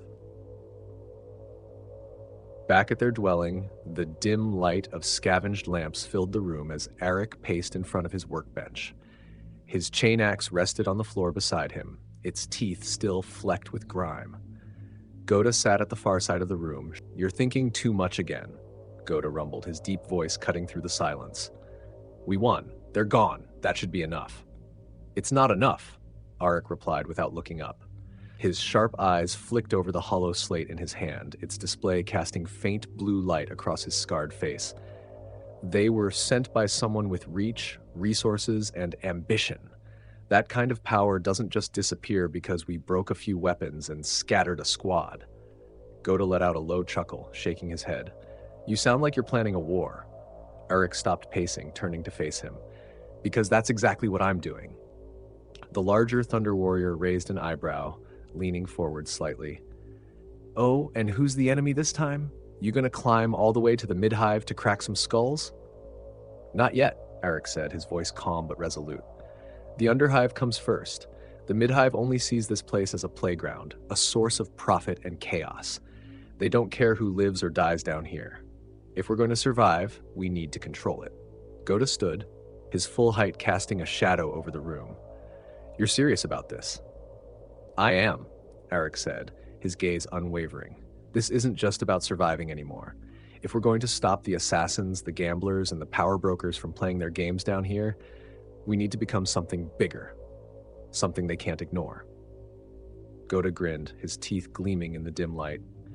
You're talking about taking over the whole hive, aren't you? The Underhive, at least, Arik replied. We start here, build a network, consolidate the gangs, the pit bosses, the scavengers, anyone who has a stake in this place. If they don't join us willingly, we show them why they should. Ghota's grin widened and he hefted his hammer onto his shoulder. I like the sound of that. Arik stepped closer to the workbench, his hand brushing over the map he'd been sketching over the past few weeks. It was a crude but detailed layout of the Underhive, marked with the locations of key factions, supply routes, and areas of influence. He tapped a section near the edge where the fighting pits were located. We start here, he said. The pits are a center of power and money in the Underhive. If we control them, we control the flow of resources and information. That gives us leverage over the rest of the Hive's factions. Ghota leaned over the map, studying it with a rare look of focus. And how do we take the pits? You know they're run by the Bloodbinders. Those maniacs won't give them up without a fight. We don't fight them, Arik said, his voice steady. Not yet. The Bloodbinders are too entrenched. We start small, target their allies, their suppliers, their enforcers, break their legs one at a time until they can't stand on their own. Then we offer them a choice, join us or disappear. Ghota let out a low whistle, shaking his head. You've really thought this through. I've had time, Arik said, and this is the only way forward. We can't keep running, we can't keep reacting. If we don't take control of this place, someone else will, and they won't give us the luxury of survival. His expression hardening. So when do we start? Tonight, Arik said. There's a shipment moving through the old transport tunnels near the pits. It belongs to the Bloodbinders. If we intercept it, we cut off one of their key supply lines and send a message. Now that's more like it, Ghota said with a grin. He hefted his hammer, his excitement palpable. Let's see how these Bloodbinders like getting smashed. Arik allowed himself a small smile, though his eyes remained cold and calculating. We're not just smashing this time, Ghota, we're building. Every piece we take from them becomes part of something bigger. Ghota let out a low laugh. Fine, but I'll still enjoy the smashing. As the two warriors prepared to leave, the weight of their plan hung in the air. The Underhive was a chaotic, treacherous place, but it was also full of opportunity. If they could seize it, mold it, and turn it to their advantage, they wouldn't just survive, they would thrive. And if anyone dared to stand in their way, they would learn why the Thunder Warriors had once brought entire armies to their knees. The tunnels near the fighting pits were dim and cavernous, their walls slick with condensation and streaked with rust. Ancient transport tracks, long since abandoned by the Hive's forgotten industry, ran through the center of the corridor, now little more than a path for smugglers and scavengers. Arik and Ghota moved through the shadows, their steps soundless despite the bulk of their frames. The faint rumble of distant machinery echoed through the tunnel, mingling with the muffled voices of men further ahead. There, Arik said quietly, pointing toward a flicker of light in the distance. A group of figures was gathered near an old freight hauler, its flatbed loaded with crates covered in Bloodbinder insignias. The shipment was poorly guarded, 5 enforcers armed with las rifles, their attention split between the crates and the dice game they'd started to pass the time. Ghota grinned, hefting his hammer from his shoulder. 5? That's all? This won't take long. Patience, Arik said, placing a hand on Ghota's arm. We need the shipment intact, no reckless charges. Ghota sighed but nodded, his grip tightening on the haft of his hammer. Fine, but don't take all the fun for yourself. Arik ignored the remark, his sharp eyes scanning the area for weak points. The guards were spread out, their formation loose and undisciplined. They weren't expecting trouble, an oversight they would pay for. We split them up, Arik said, his voice low. I'll take the 2 on the left. You handle the rest. Keep it clean. Ghota chuckled, his tone dark. Clean isn't really my style, but I'll try. Arik moved first, slipping through the shadows with practiced ease. He circled behind the guards, his chain axe silent for now, his movements precise and deliberate. When he was close enough, he drew a small blade from his belt and threw it with deadly accuracy. The first guard didn't even have time to shout before the blade embedded itself in his throat, sending him crumpling to the ground. The second guard turned, his las rifle raising instinctively, but Arik was already on him. A single, brutal strike from the flat of the chain axe's haft sent the man sprawling unconscious before he hit the ground. On the other side of the hauler, Ghota stepped into the faint light, his presence alone enough to draw the attention of the remaining 3 guards. They scrambled to raise their weapons, but Ghota was faster. His hammer swung in a wide arc, the sheer force of it sending one guard flying into the wall with a sickening thud. The remaining 2 hesitated, their courage wavering as they faced the massive warrior. "You should have stayed home," Ghota growled, advancing on them. One of the guards fired his las rifle, the shot glancing off Ghota's reinforced armor. The Thunder Warrior barely flinched. With a single step, he closed the distance and brought his hammer down with bone-shaking force, the weapon's impact knocking both guards to the ground. By the time the dust settled, the shipment was unscathed, and the guards were no longer a threat. Arik emerged from the shadows, his expression calm as he surveyed the scene. "Subtle enough," he said, glancing at Ghota. Ghota shrugged, a satisfied grin on his face. "You said keep the shipment intact. I did that." Arik stepped toward the crates, inspecting their contents. He pried one open, revealing a cache of weapons and ammunition. Another crate held medical supplies, rare and valuable in the Underhive. "This is more than I expected," Arik said, his tone thoughtful. "The Bloodbinders are stockpiling for something." Ghota leaned against the hauler, his hammer resting at his side. "Doesn't matter. It's ours now." "It matters," Arik replied, closing the crate. "This isn't just a supply run. They're preparing for a fight. If we don't act fast, they'll bring the fight to us." Ghota's grin faded, replaced by a look of determination. "Then let's hit them first. Hard." Arik nodded, stepping back from the hauler. "We will. But not yet. First, we take this shipment back to the dwelling. If we're going to take the Underhive, we need to build more than fear. We need alliances." Ghota chuckled. "You talk a lot about alliances, but fear works pretty damn well too." "Fear fades," Arik said, his voice cold. "Control lasts." Ghota didn't argue, instead moving to the front of the hauler. With a grunt of effort, he began pushing the vehicle forward, its ancient wheels creaking under the weight of the load. Arik walked beside him, his sharp eyes scanning the shadows for any sign of pursuit. The Bloodbinders would know their shipment was gone soon enough, and when they came looking for it, they would find something far worse than they expected. For now, though, Arik and Ghota moved through the Underhive with quiet confidence. The first strike had been made, and the pieces were falling into place. The hauler creaked and groaned as it rolled into the outskirts of Arik and Ghota's territory. The Underhive seemed quieter than usual, the air heavy with the kind of stillness that only came before a storm. The 2 warriors moved deliberately, their towering forms casting long shadows across the grime-streaked walls. The shipment they had taken from the Bloodbinders was more than just supplies.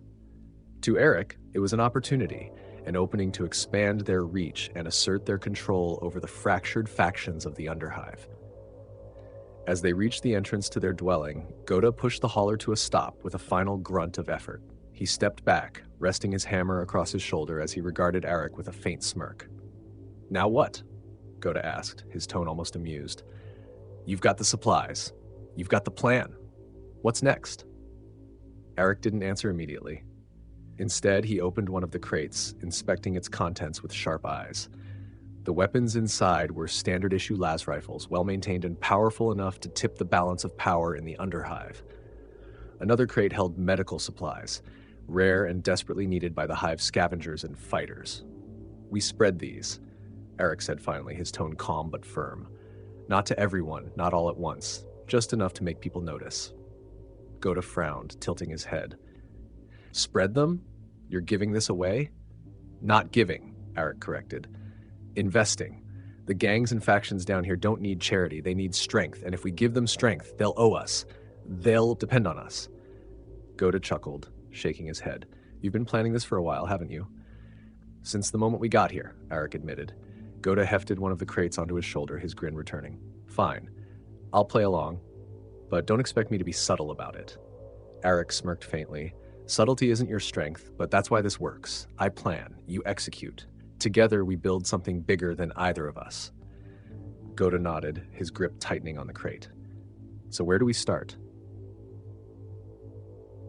The first delivery was to a small gang that controlled the access points to a critical water purifier.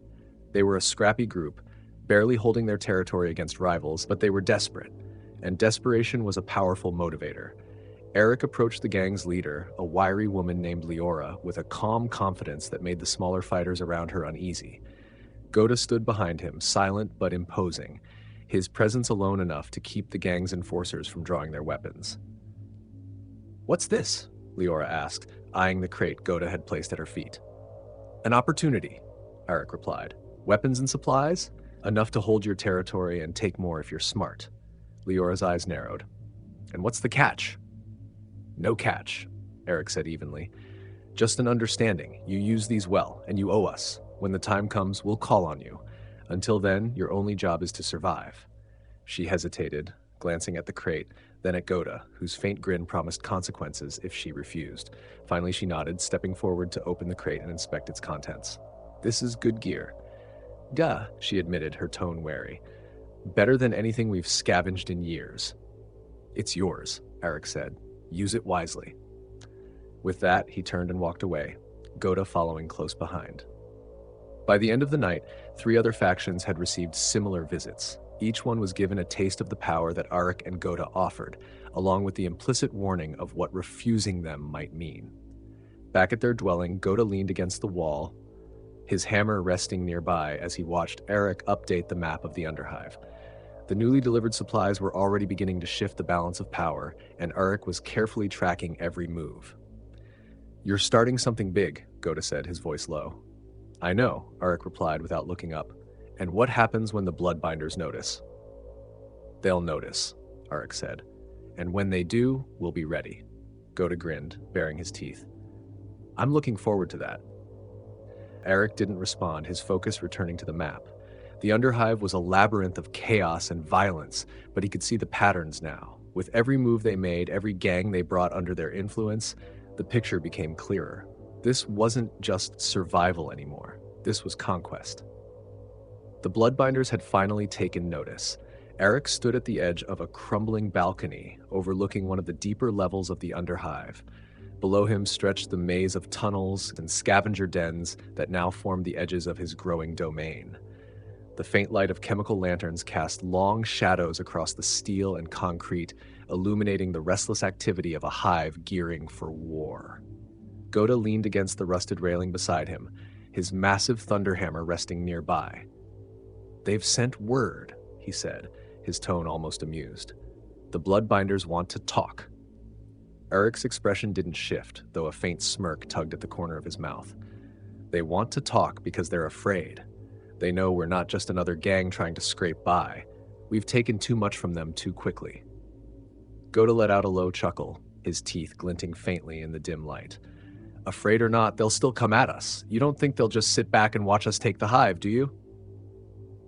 "No, but they're cornered, and cornered animals make mistakes." Behind them, a small group of gang leaders, those who had sworn allegiance to Arik, gathered near a crude map etched into the table. The map detailed the territories of the Underhive, with sections now marked in Arik's colors, spreading like cracks through the Bloodbinders' holdings. Leora, the wiry leader of the water purifier gang, stepped forward. "We've been hearing chatter," she said. "The Bloodbinders are consolidating. Word is they're pulling in their fighters, hoarding supplies. Whatever they're planning, it's big." "It won't matter," Arik replied without turning. "They've already lost control. They're just trying to save face now." Leora hesitated, glancing at Ghota, who gave her an encouraging nod. "What if they strike first? We're not ready for an all-out fight, not yet."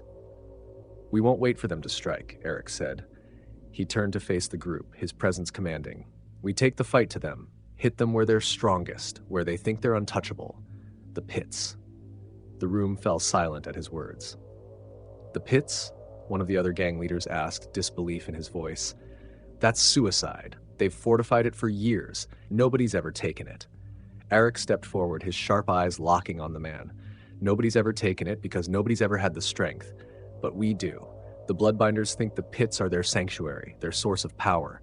When we take it, we break them. Their fighters, their coin, their influence, all of it will be ours. Ghota grinned, hefting his hammer onto his shoulder. I like it. Direct. Brutal. We'll need a plan, Leora said, though there was a flicker of determination in her voice now. They'll be ready for us. They won't be ready for us, Arik corrected. Not for what we are. The attack came swiftly and without warning. Arik's forces surged through the tunnels leading to the fighting pits, a wave of shadow and steel. The Bloodbinders had fortified the entrances, their enforcers armed and ready, but they weren't prepared for the ferocity of the assault. Ghota led the charge, his thunder hammer smashing through barricades and scattering defenders with every swing. The enforcers fired their las rifles in panicked bursts, but the sight of the towering warrior charging through their lines was enough to shatter their resolve. Arik moved with precision, his chain axe roaring to life as he cut through the chaos. He led smaller groups of fighters through the side tunnels, flanking the Bloodbinders and breaking their lines from within. Every strike was calculated, every movement deliberate. The pit itself was a sprawling arena, surrounded by crude seating and reinforced with heavy steel barricades. It was here that the Bloodbinders made their stand. Their leader, a scarred giant named Corvin, rallying his fighters for a desperate last defense. You think you can take this from me? Corvin roared as he stepped into the arena, his twin power swords crackling with energy. This is mine. You're nothing but a relic of a forgotten age. Arik stepped forward, his chain axe humming faintly in his hands. We're not relics, he said, his voice cold. We're the future. The two clashed in the center of the arena, their weapons sparking as they collided. Corvin was fast, his strikes a blur of motion, but Arik was relentless. Each swing of his chain axe was measured, forcing Corvin to retreat step by step. Around them, the battle raged. Ghota tore through the Bloodbinders with raw power, his hammer smashing through armor and weapons alike. The allied gangs, emboldened by their leader's presence, fought with newfound ferocity, overwhelming the defenders with sheer determination. The fight was brutal and brief. Corvin's twin blades danced and spun, but it wasn't enough to match Arik's precision and strength. With a final, devastating blow, Arik's chain axe shattered Corvin's guard, driving him to the ground. The arena fell silent as Arik stood over the fallen leader, his chain axe poised for the killing blow. Your empire is gone, Arik said, his voice echoing through the pit. This place belongs to us now. Corvin's defiant glare faltered, replaced by resignation. He dropped his weapons, his head bowing in defeat. Arik stepped back, turning to face the assembled fighters. The Bloodbinders are broken, he declared. This is the beginning of a new order. Follow us, and you'll have strength. You'll have purpose. Stand against us, and you'll have nothing. The fighters exchanged glances, their loyalties wavering. Then, one by one, they dropped their weapons and knelt. Ghota let out a triumphant laugh, slinging his hammer onto his back. Now that's how you win a war. Arik said nothing, his sharp eyes scanning the crowd. The pits were his now, but this was only the beginning. The Underhive was vast, and its true conquest was yet to come. The fighting pits, once the stronghold of the Bloodbinders, were now eerily quiet. The scent of blood and burnt ozone hung heavy in the air, and the dim glow of ancient lumen orbs flickered overhead. Arik stood in the center of the arena, his chain axe still in hand, though its teeth were silent now. Around him, the kneeling remnants of the Bloodbinders' forces cast their gazes downward, their weapons discarded in surrender. Ghota stood to his side, leaning on his hammer as though the fight had been no more than a warm-up. He surveyed the silent crowd with a wide grin, his expression one of savage satisfaction. Well, Arik, what now? Do we let them crawl back to whatever hole they came from, or do we start clearing the slate?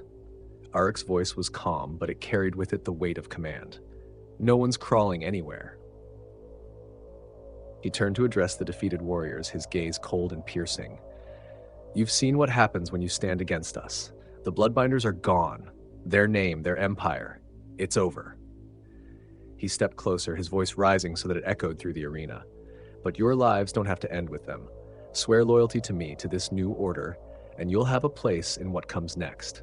Defy me, and I promise you'll join Corvin in the dirt." The defeated warriors exchanged glances, their hesitation clear. But the sight of Ghota, standing like a living embodiment of destruction, and Arik's cold, unyielding authority left them with little choice. One by one, they knelt deeper, bowing their heads in submission. Leora and the other gang leaders who had allied with Arik stood at the edges of the pit, watching the scene unfold with wary approval.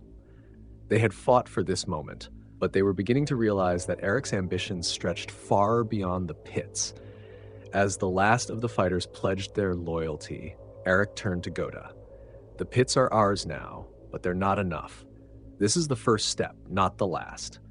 Ghota chuckled, hefting his hammer. "Didn't think you were the type to stop at one victory. What's next?" Arik gestured toward the crowd. "We consolidate, take what's left of the Bloodbinders and fold them into our ranks. Then we move outward, systematically. Every faction, every stronghold, every resource. We either bring them under our control or take them apart." Leora stepped forward, her arms crossed as she addressed him. "And what happens when the mid-hive notices? You think they're just going to let you build an empire down here?" "They'll notice," Arik said, his voice even. "But by the time they do, it'll be too late. The Underhive is chaos to them, a problem they ignore until it inconveniences them. That's our advantage. While they look the other way, we'll turn chaos into order. And when they finally look down here, they won't see a problem. They'll see power." Leora's gaze lingered on him for a moment before she nodded. "Just don't forget the people who helped you get this far." "I won't," Arik replied. Ghota let out a short laugh, breaking the tension. "We'll deal with the mid-hive when it comes to that. Right now, we've got a lot of work to do." Over the following days, the pits transformed from a symbol of Bloodbinder dominance to the foundation of Arik's rising empire. The remaining fighters were reorganized, their loyalties carefully tested and reinforced. The allied gangs, emboldened by the victory, began expanding their influence, securing key territories and supply routes under Arik's direction. Arik spent hours at the center of it all, issuing orders, studying maps, and building alliances. His network of spies and informants grew, feeding him a steady stream of information about the Hive's shifting power dynamics. Every move he made was calculated, every decision a step toward total control. But it wasn't just strategy that drove him. Late at night, in the quiet of his quarters, he returned to the data slates and machines salvaged from the Emperor's lab. The knowledge he sought wasn't just about survival anymore, it was about creation. He wasn't just trying to keep himself and Ghota alive. He was building something greater, something that would last long after they were gone. One evening, as Arik studied a fractured genetic sequence on a dimly glowing screen, Ghota entered the room, his heavy footsteps shaking the floor. "You've been at that thing for hours," Ghota said, leaning his hammer against the wall. "You should rest. We've got plenty of people to do the grunt work now." Arik didn't look up. "This isn't about grunt work," Ghota frowned, crossing his arms. "Still trying to figure out how to fix us?" Arik finally turned, his expression unreadable. "Not just us, all of this. The Emperor created us as tools to build his empire, but he discarded us when we were no longer convenient. I'm not going to make the same mistake." Ghota raised an eyebrow. "And what does that mean?" "It means we're not just taking over the Underhive," Arik said, his voice steady but filled with purpose. "We're building something new, something that doesn't rely on the Imperium's scraps or the Emperor's mercy, something that can stand on its own." Ghota considered his words for a moment before a grin spread across his face. "I don't know what you're planning, brother, but I like the sound of it." Arik turned back to the screen, his mind already racing with possibilities. The Underhive was only the beginning. As the lights of the pits dimmed and the Underhive settled into its restless rhythm, Arik Taranis stood on the threshold of something greater than survival. He and Ghota, the last remnants of the Thunder Warriors, had carved out a place for themselves in the shadows of the Imperium. But shadows could grow, and soon they would.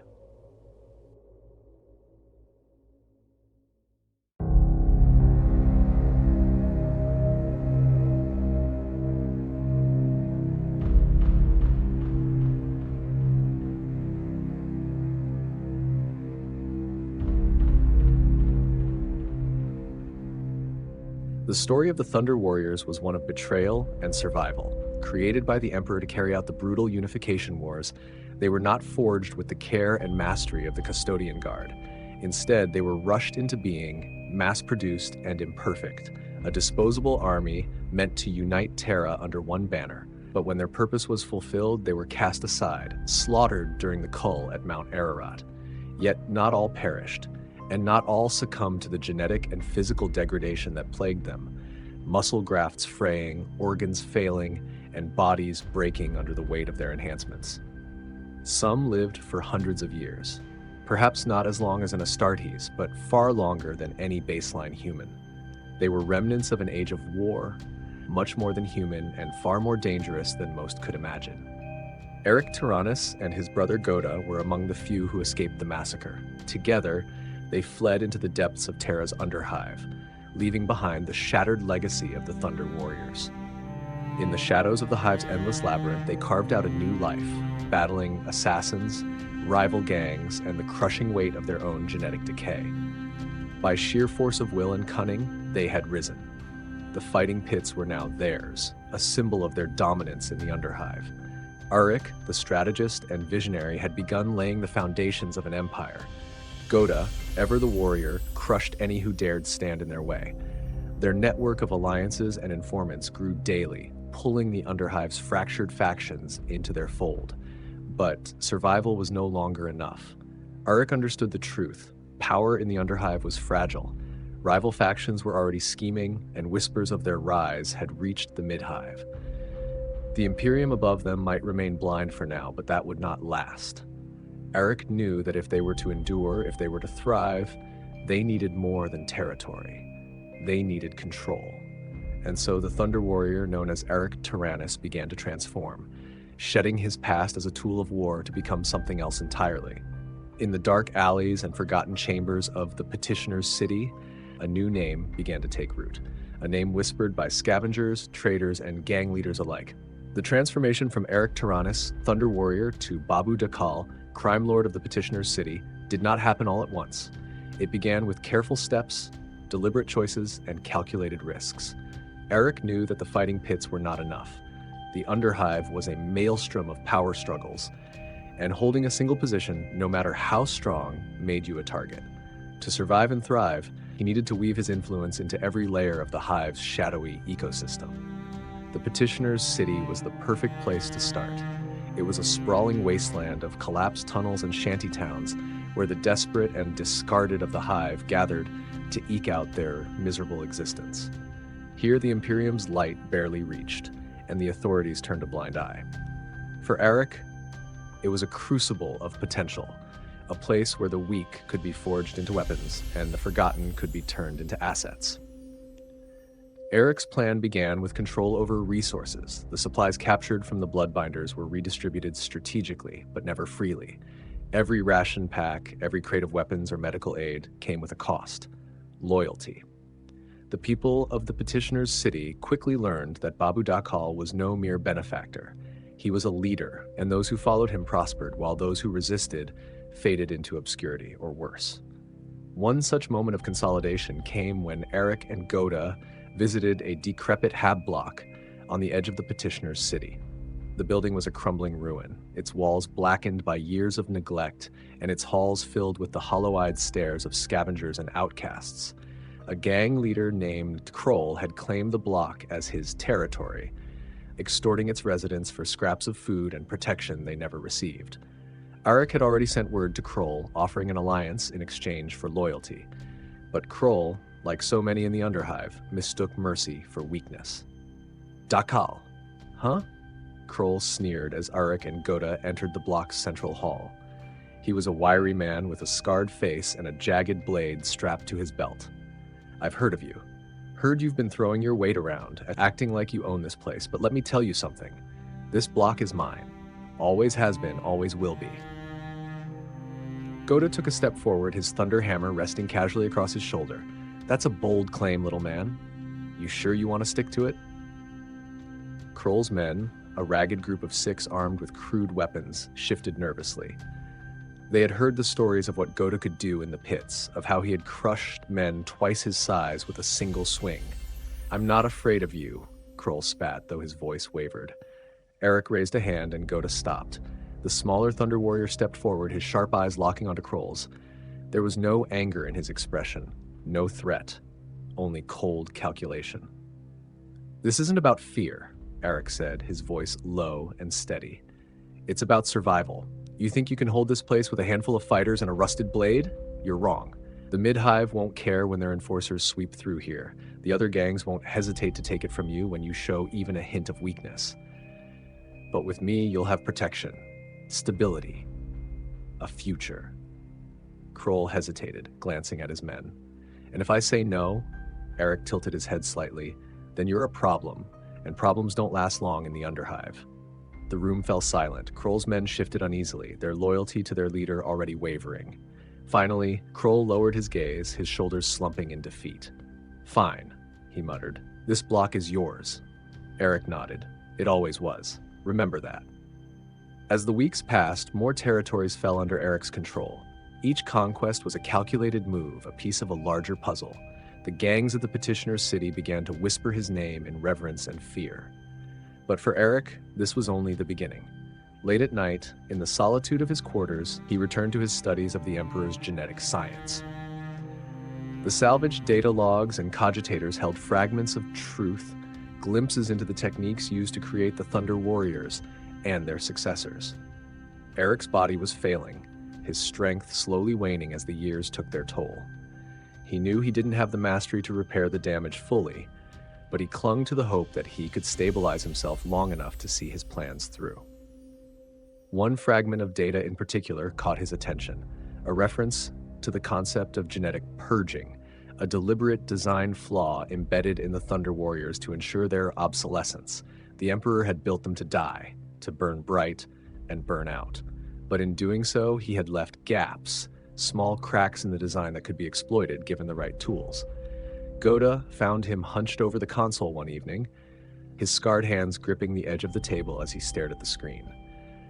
"You're at it again," Ghota said, shaking his head. "You can't stop time, brother. Even if you figure out how we were built, it won't change what we are." Arik didn't look up. It's not about stopping time. It's about understanding it. The Emperor created us to be tools, disposable and flawed, but if we can undo even a part of that, if we can make ourselves whole again. Ghota snorted, leaning against the wall. "And what happens when you figure it out? You think the Imperium will let us live if they find out what you've done?" Arik finally looked at him, his gaze cold and resolute. "They don't have to let us live. They just have to fear what happens if they don't." Ghota grinned, his teeth gleaming in the dim light. "Now that's more like it." The name Babu Dhakal was no longer a whisper. It was a presence, a force. Arik's empire was growing, and with it came the first inklings of something greater. The Underhive was no longer a refuge, it was a battleground, and Babu Dhakal intended to win.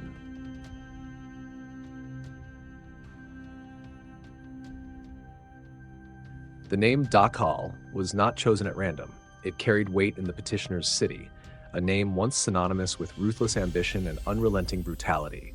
It was a gang whose reputation had been etched into the darkest corners of the Underhive long before Arik Taranis claimed it as his own. Under his leadership, the Dhakal gang was no longer just a memory of terror. It had become something far greater. It was an empire in the making. Their rise was swift, marked by precision and savagery. Every territory they claimed, every gang they crushed, strengthened their hold over the Petitioners City. Fear alone didn't drive their expansion. Arik wielded power like a scalpel, using tactics as brutal as they were calculated. Ghota, his hammer and enforcer, ensured those tactics left lasting impressions.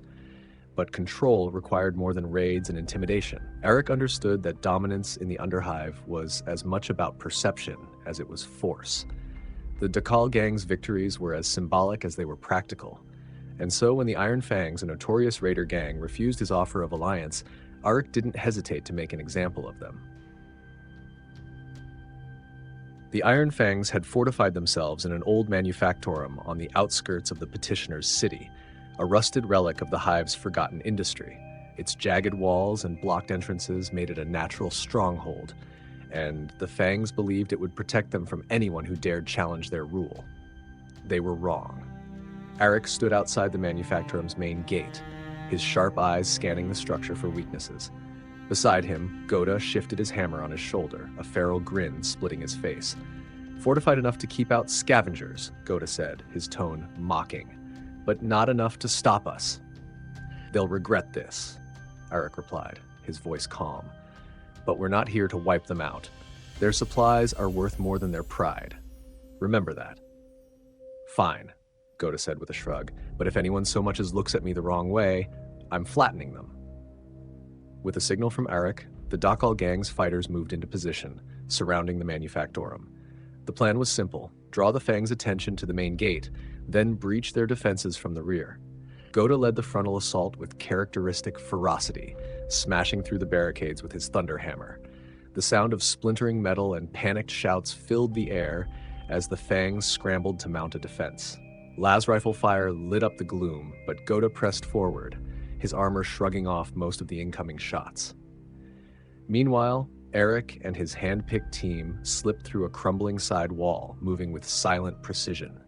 And the Fangs had left their flanks poorly defended, too focused on Ghota's destructive advance. Within minutes, Arik's team was inside, disabling the raiders' heavy weapons and cutting off their escape routes. By the time the Iron Fangs realized they were surrounded, it was already over. Kolvar, the Fangs' leader, was dragged before Arik, his face bloodied but his defiance unbroken. "You think this changes anything?" Kolvar spat, his voice thick with rage. "There's always another gang, always someone stronger." Arik crouched down, his cold gaze locking onto Kolvar's. "Not this time. The Dhakal gang isn't just another gang. We're the beginning of something you can't stop." Kolvar snarled, lunging toward him, but Ghota stepped forward, his hammer poised. "Go on," Ghota growled. "Give me a reason." Kolvar froze, his defiance faltering as he looked between Arik and Ghota. Slowly, he slumped back, his shoulders sagging. "This block is yours," Kolvar muttered. "It always was," Arik said, standing. In the days that followed, the remnants of the Iron Fangs were absorbed into the Dhakal gang. Their resources, weapons, food stores, and salvage machinery were redistributed to strengthen Arik's growing empire. But the raid wasn't just about supplies. It was about sending a message. The Dhakal gang was no longer content to simply survive. They were taking control, one piece at a time. And the Petitioners City was beginning to understand that resistance was no longer an option. Yet for all their victories, Arik knew that control was fragile. In the solitude of his quarters, he returned to the salvaged genetic data from the Emperor's lab, his hands trembling faintly as he scrolled through fragmented sequences. The decay in his body was accelerating, his once unyielding strength now faltering in small but noticeable ways. Ghota found him at the console one evening, his expression darkening as he saw the strain in his brother's posture. "You're overthinking again," Ghota said, leaning against the wall. "The gang's stronger than ever. You've got the city eating out of your hand. What else do you need?" Arik didn't look up. "Strength alone isn't enough. Not here. Not for what we're building." Ghota snorted. "You think too much. Let the city fear us. That's all the strength we need." "No," Arik said, his voice quiet but firm. "Fear fades, and when it does, they'll turn on us. If we're going to hold this city, really hold it, we need more than fear. We need permanence." Ghota tilted his head, his brow furrowing. "And how do you plan on getting that?" Arik's gaze drifted to the genetic data glowing on the console. "By fixing what's broken." The Underhive's chaos had always been ignored by the higher levels of Terra. To the mid-hive nobles, the Petitioners City was an unremarkable wasteland, a tangle of forgotten lives eking out existence far below the spires of power. But with the rise of the Dhakal gang, that neglect had begun to shift. Trade routes from the lower to mid-hive, once controlled by various minor factions, had been disrupted. Caravans that once paid tribute to mid-hive overseers now bowed to Arik Taranis' rule. Supplies that should have gone to factories and vaults above now filled the coffers of the Dhakal gang. Word of these disruptions spread quietly at first, whispered among merchants and smugglers, but soon the name Babu Dhakal began to reach ears it was never meant to. In the dim glow of his quarters, Arik stood over a rough map of the Petitioners City, etched onto a sheet of salvaged plasteel. The Dhakal gang's territory was marked in bold strokes, cutting through the chaos of the Underhive like a jagged scar. Around him, the hum of cogitators filled the room, their screens flickering with genetic data that Arik had been analyzing late into the nights. Ghota leaned against the wall, his massive form relaxed but his expression sharp. "You've got that look again," he said. "The one that says trouble's coming." "Trouble always comes," Arik replied, not looking up from the map. "The mid-hive has noticed us." Ghota raised an eyebrow. "Let them notice. What are they going to do? Send one of their toy soldiers down here?" "Maybe," Arik said, his tone measured. "Or maybe they'll try something subtler. The mid-hive doesn't like to get its hands dirty, but they don't ignore problems that cost them money." Ghota smirked. "Well, if they send someone, we'll send them back in pieces." Before Arik could reply, the door slid open, and one of his informants stepped in, a wiry man with a nervous energy and darting eyes. "They're here," the informant said, his voice barely above a whisper. Arik's gaze snapped to him. "Who?" "A representative from the mid-hive," the informant replied. "Came down with a small retinue. Says they want to meet with you. They're waiting near the old water cisterns." Ghota let out a short laugh, pushing off the wall. "Looks like they're braver than I thought. Or dumber." Arik turned back to the map, his mind already racing. A mid-hive envoy wouldn't come down here alone. They'll have an agenda. He tapped the edge of the plasteel, his voice sharpening. "Get a team together. I want eyes on every approach to the cisterns." Ghota frowned. "You think it's a trap?" "It's always a trap," Arik said, grabbing his chain axe from the table. "The question is, whose trap is it?" The cisterns were a cavernous space, their walls slick with condensation and streaked with centuries of rust. Broken pipelines crisscrossed the ceiling like a web of veins, and pools of stagnant water reflected the faint glow of lumen strips. Arik arrived with Ghota and a small group of fighters, their presence filling the room with quiet menace. Across the chamber stood the envoy, a slender figure dressed in a sharp, tailored coat that contrasted starkly with the grime of the Underhive. Behind the envoy stood 3 armed guards, their weapons gleaming in the dim light. The envoy smiled faintly as Arik approached, their confidence unshaken despite the clear danger surrounding them. "You must be Babu Dhakal," they said, their voice smooth and practiced. "I am," Arik replied, his tone cold. "And you are?" "Call me Elias," the envoy said. "I represent interests from the mid-hive, interests that have become concerned about the disruptions caused by your recent activities." "Disruptions," Arik repeated, his sharp gaze narrowing. "Is that what you call survival?" Elias spread their hands in a placating gesture. "You've built something impressive down here, Dhakal, but survival is one thing, interference is another. Trade routes have shifted, resources are being diverted. People are starting to talk about you, people who don't like surprises." Ghota stepped forward, his thunder hammer resting heavily on his shoulder. "If your bosses don't like surprises, maybe they should stay out of the Underhive." Elias chuckled softly, unperturbed. "My bosses don't come down here, of course. That's why they sent me, to deliver a simple message. Stop expanding. Stay in your little corner of the Underhive, and there won't be a problem. But if you keep disrupting the flow of trade, there will be consequences." For a moment, the chamber was silent, the tension thick enough to cut. Then Arik stepped closer, his voice low and deliberate. "You've seen what we can do. Tell your masters that the Petitioners City belongs to the Dhakal gang now. If they want trade to flow, they'll work through us. If they try to stop us," Ghota grinned, baring his teeth, "we'll make sure they regret it." Elias regarded them for a long moment before inclining their heads slightly. "I'll deliver your message." As the envoy turned to leave, Arik's fighters closed ranks behind them, their weapons ready in case of treachery. But Elias and their guards disappeared into the tunnels without incident, leaving only the faint echo of their footsteps behind. Back in their quarters, Ghota dropped into a chair, his grin widening. "That went better than I expected. No bloodshed. No mess. Almost disappointing." Arik didn't respond immediately. He stood at the map, his fingers tracing the edges of the Dhakal gang's territory. "They'll be back," he said finally. "They were testing us, seeing how far we'd push." Ghota shrugged. "Let them come. We'll crush them like the rest." Arik's gaze darkened. "The mid-hive doesn't fight like us. They don't fight fair. If we're going to survive this, we'll need more than strength. We'll need to outthink them." Ghota leaned back, his grin fading slightly. "So what's the plan?" Arik didn't answer immediately, his mind already turning over the possibilities. The mid-hive was watching now, and the game had changed. The question wasn't whether they could win, it was how far they were willing to go to do it. The Underhive was restless. Word of the mid-hive's envoy spread faster than Arik would have liked, carried on the lips of traders, smugglers, and scavengers. The Dhakal gang's growing dominance had been an open secret for months, but now it was undeniable. Someone above had noticed them. For many, this was a cause for fear. For others, it was an opportunity. Arik sat in his command room, poring over reports from his network of informants. The pieces of the mid-hive's power were starting to come into focus. Trade syndicates, enforcer patrols, and ambitious nobles all circling the Petitioners City like vultures. But it wasn't just the mid-hive that concerned him. Within his own ranks, the cracks were beginning to show.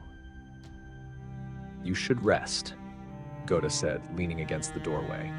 He'd taken to watching Arik more closely these days, his tone softer, but still carrying its usual gruffness. "Even you can't outthink the whole hive in one night." "I don't have to outthink the hive," Arik replied, his tone sharp but distracted. "Just the people who think they can challenge me." Ghota frowned. "You're talking about the nobles or our own?" Arik didn't answer immediately. He reached for one of the reports, his eyes narrowing as he scanned the page. "Both." The first sign of dissent came from a group of fighters who had once served the Iron Fangs. They had been folded into the Dhakal gang after Arik's takeover, but their loyalty had always been tenuous. For months, they had grumbled quietly about Arik's leadership, but now their discontent was beginning to spread. It came to a head during a supply run to one of the outlying districts. The fighters were tasked with escorting a shipment of weapons and food, but instead of delivering it, they disappeared into the tunnels, taking the supplies with them. When news of the betrayal reached Arik, he didn't react with anger. Instead, he stood in silence, his expression unreadable as his lieutenant explained the situation. "They've gone to ground," the lieutenant said, his voice tense. "Word is they're trying to rally some of the other gangs, ones that aren't too happy about you taking over." Ghota, standing nearby, slammed his hammer against the floor with a deafening crack. "Let me hunt them down. I'll drag them back in pieces if I have to." "No," Arik said calmly. "We don't waste time on displays of strength. Let them think they've escaped. They'll feel safe, and that's when we'll strike." Ghota's eyes narrowed. "You sure about that?" This kind of thing spreads if you don't squash it fast."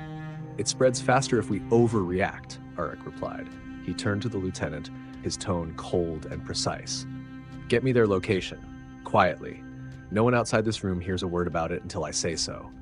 The lieutenant nodded and hurried out, leaving Arik and Ghota alone.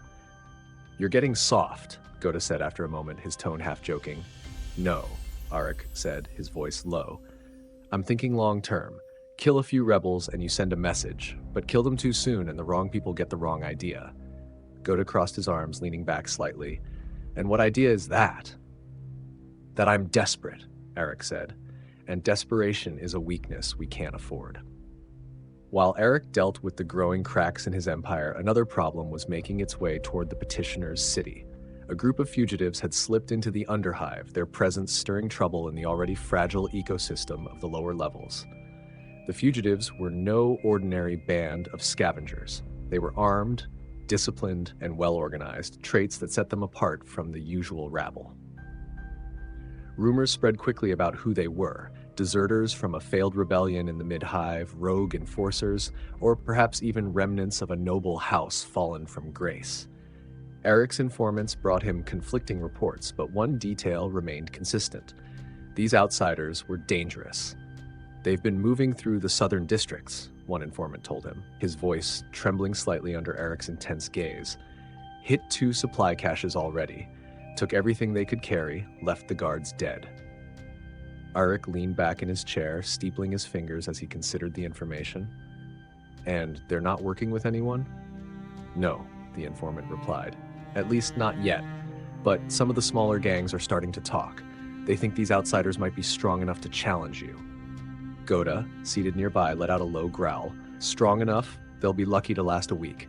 Let me take a squad and deal with them." "No," Arik said, shaking his head. "Not yet.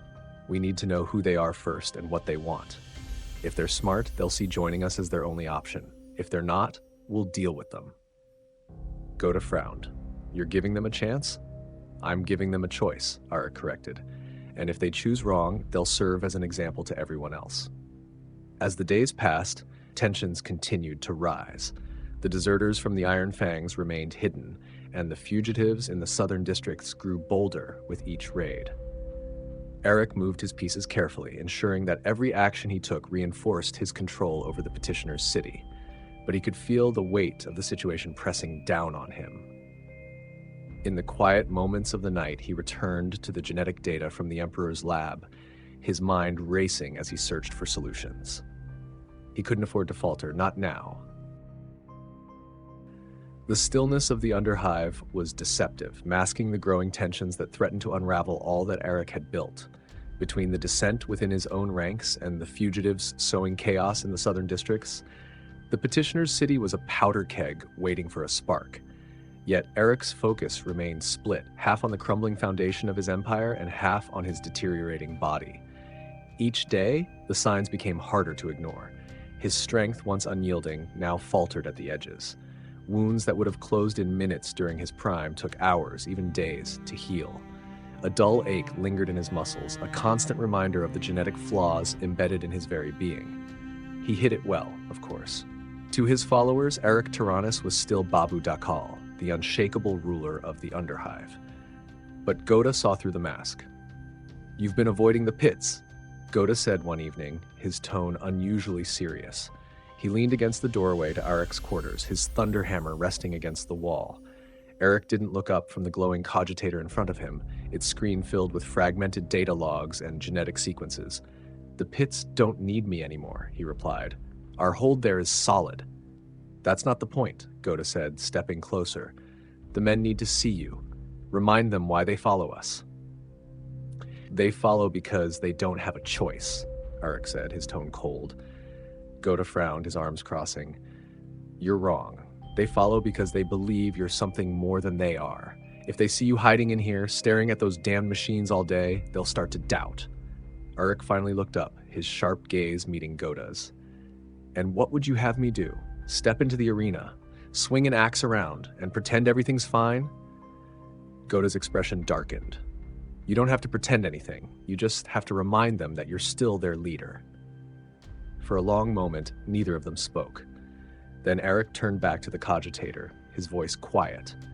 "I'm doing what I have to. If they doubt me now, they'll understand soon enough." Ghota shook his head, muttering under his breath as he turned to leave. "Just don't forget what you are, brother. You're not one of them. You're a thunder warrior." Later that night, in the solitude of his quarters, Arik stared at the fragments of genetic data on the screen. Each sequence told the same story: decay. The muscle grafts, the reinforced organs, the accelerated metabolic pathways, they had all been designed for short-term efficiency. The Thunder Warriors were meant to burn brightly and die quickly, discarded as soon as their purpose was fulfilled. And yet, here he was. A small smile crossed his lips as he considered the irony. The Emperor, for all his vision and genius, hadn't accounted for the sheer stubbornness of his creations. One file in particular caught Arik's attention. It was an older fragment, corrupted and incomplete, but the data it contained hinted at something unsettling. A reference to genetic resonance and the use of external forces to stabilize unstable sequences. The wording was vague, but it triggered a memory, an old battlefield from the Unification Wars, a place called Mount Ararat. The air there had been heavy, charged with a dark energy that seemed to seep into the earth itself. The custodians had been uneasy in that place, their perfect genetic forms repelled by the strange forces at work. But for the Thunder Warriors, it had been different. They had thrived in that chaos, their strength amplified, their wounds closing faster than ever. Arik's hands tightened on the edge of the console. The Emperor had never explained what had happened at Mount Ararat, but now, looking at the data before him, Arik began to suspect the truth. The Thunder Warriors weren't just flawed, they had been created in haste, using methods the Emperor would never admit to. "Chaos," he muttered under his breath, the word tasting bitter in his mouth. He leaned back in his chair, his mind racing. Was it possible that the Emperor had tapped into the forces of the warp to stabilize the Thunder Warriors' genetic structure? Had he used the very thing he sought to destroy to create his first army? The thought sent a shiver down Arik's spine, but it also lit a spark of hope. If the Emperor had done it once, perhaps Arik could do it again. The next morning, Arik gathered his most trusted lieutenants in the command room. A hollow map of the Underhive flickered on the table before them, marking key locations controlled by the Dhakal gang and their rivals. The fugitives in the southern districts, Arik began, his voice steady. What do we know about them? One of the lieutenants, a wiry woman named Shira, stepped forward. They've hit 3 more caches in the last week. They're well-armed and well-organized. We've tracked them to an old hab block near the collapse zone, but they've fortified it heavily. Arik nodded, his expression unreadable. They're becoming a problem. If they're allowed to keep operating, they'll inspire others to defy us. We take them out then, Ghota said, his hammer resting heavily on the table. Send a message. Not yet, Arik replied. First, we need to know who they are and what they want. If they're mid-hive deserters, they might be useful. If they're just scavengers, we'll crush them. Shira hesitated before speaking again. There's something else. Some of the smaller gangs have started talking about them, calling them the ghosts. They think these fugitives might have been sent by the mid-hive to destabilize us. Ghota snorted. Let them think that. Ghosts or not, they'll bleed like anyone else. Arik's gaze lingered on the holomap, his mind already turning over the possibilities. The ghosts were an unknown factor, and in the Underhive, the unknown was always dangerous. Double the patrols around our territories, he said finally, and send word to the southern districts. We'll give these ghosts a chance to join us. If they refuse, we'll remind them why the Dhakal gang runs the Petitioners City. Alone in his quarters later that evening, Arik returned to the genetic data. His body was failing, his empire was fragile, and the mid-hive was watching. The Petitioners City was on edge. The ghosts, as the fugitive group in the southern districts had come to be known, were gaining ground. Their raids were no longer limited to supply caches. Now, smaller gangs were pledging allegiance to them, drawn in by their discipline and their whispered promises of liberation from the Dhakal gang's rule. For Arik, it was a game of patience. Every report from his informants was another piece of the puzzle, a slow unraveling of the ghosts' true purpose. Were they simply scavengers growing bolder with stolen supplies? Or were they something more, a weapon sent by the mid-hive to destabilize his empire? Ghota, as always, was less concerned with questions. He wanted action. They're testing us, Ghota growled, pacing in Arik's quarters as reports flickered across the cogitator screen. And you're letting them get away with it. I'm letting them show their hand, Arik replied, his tone sharp but calm. Every move they make tells us something. Their tactics, their alliances, their weaknesses. Ghota slammed a fist into the wall, the impact leaving a dent in the reinforced metal. You're overthinking this, brother. We crush them now, and no one else will dare rise against us. Arik turned to face him, his eyes cold. And if they're connected to the mid-hive, if they have allies waiting to strike the moment we show weakness, this isn't just about strength, Ghota. It's about control. Ghota's scowl deepened, but he didn't argue further. He knew better than to question Arik's judgment, even if it grated against his instincts. It was late that night when one of Arik's informants brought him news that changed everything. The ghosts aren't just scavengers, the man said, his voice low and urgent. They've been working with someone from the mid-hive, a noble, by the look of it, name's Darian Helmsfall. He's been using the ghosts to disrupt your operations while staying safe in his spire. Arik leaned back in his chair, his expression unreadable. Helmsfall, he repeated, the name unfamiliar. The informant nodded quickly. He's a lesser noble, but well-connected. Word is he's trying to make a name for himself by taking control of trade routes in the Underhive. The ghosts are his first move. Arik's mind raced. This was no longer just a skirmish in the Underhive. It was the opening move in a larger game, one that could either solidify his empire or tear it apart. Does Helmsfall come down here? Arik asked. The informant hesitated. Not often, but he's been seen near the lower levels of the mid-hive, close enough to oversee his operations, but far enough to stay out of danger. Arik's lips pressed into a thin line. Then we bring the danger to him. The decision to target a mid-hive noble was not one Arik made lightly. It was a dangerous gamble, one that could draw the attention of the Imperium if handled poorly. But Helmsfall had made the first move, and Arik knew that waiting too long to respond would only embolden him. Ghota was, unsurprisingly, thrilled by the plan. "Finally," Ghota said, his grin wide as he hefted his hammer. "No more sitting around. Let's show this noble what happens when he meddles with us." "It's not just about him," Arik said, his tone measured. "We need to send a message to anyone else who thinks they can use the Underhive as their playground." The plan was simple, but precise. Arik and Ghota would lead a small team into the lower mid-hive, using the knowledge gathered by their informants to infiltrate Helmsfall's territory.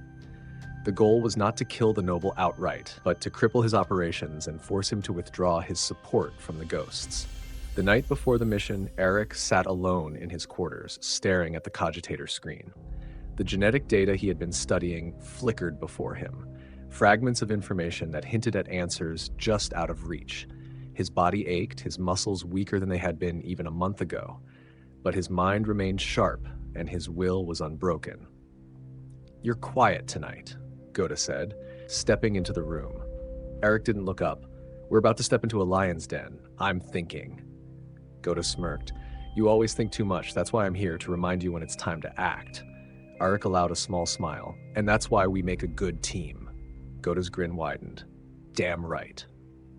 The descent into the lower mid-hive was a stark contrast to the Underhive's chaotic sprawl.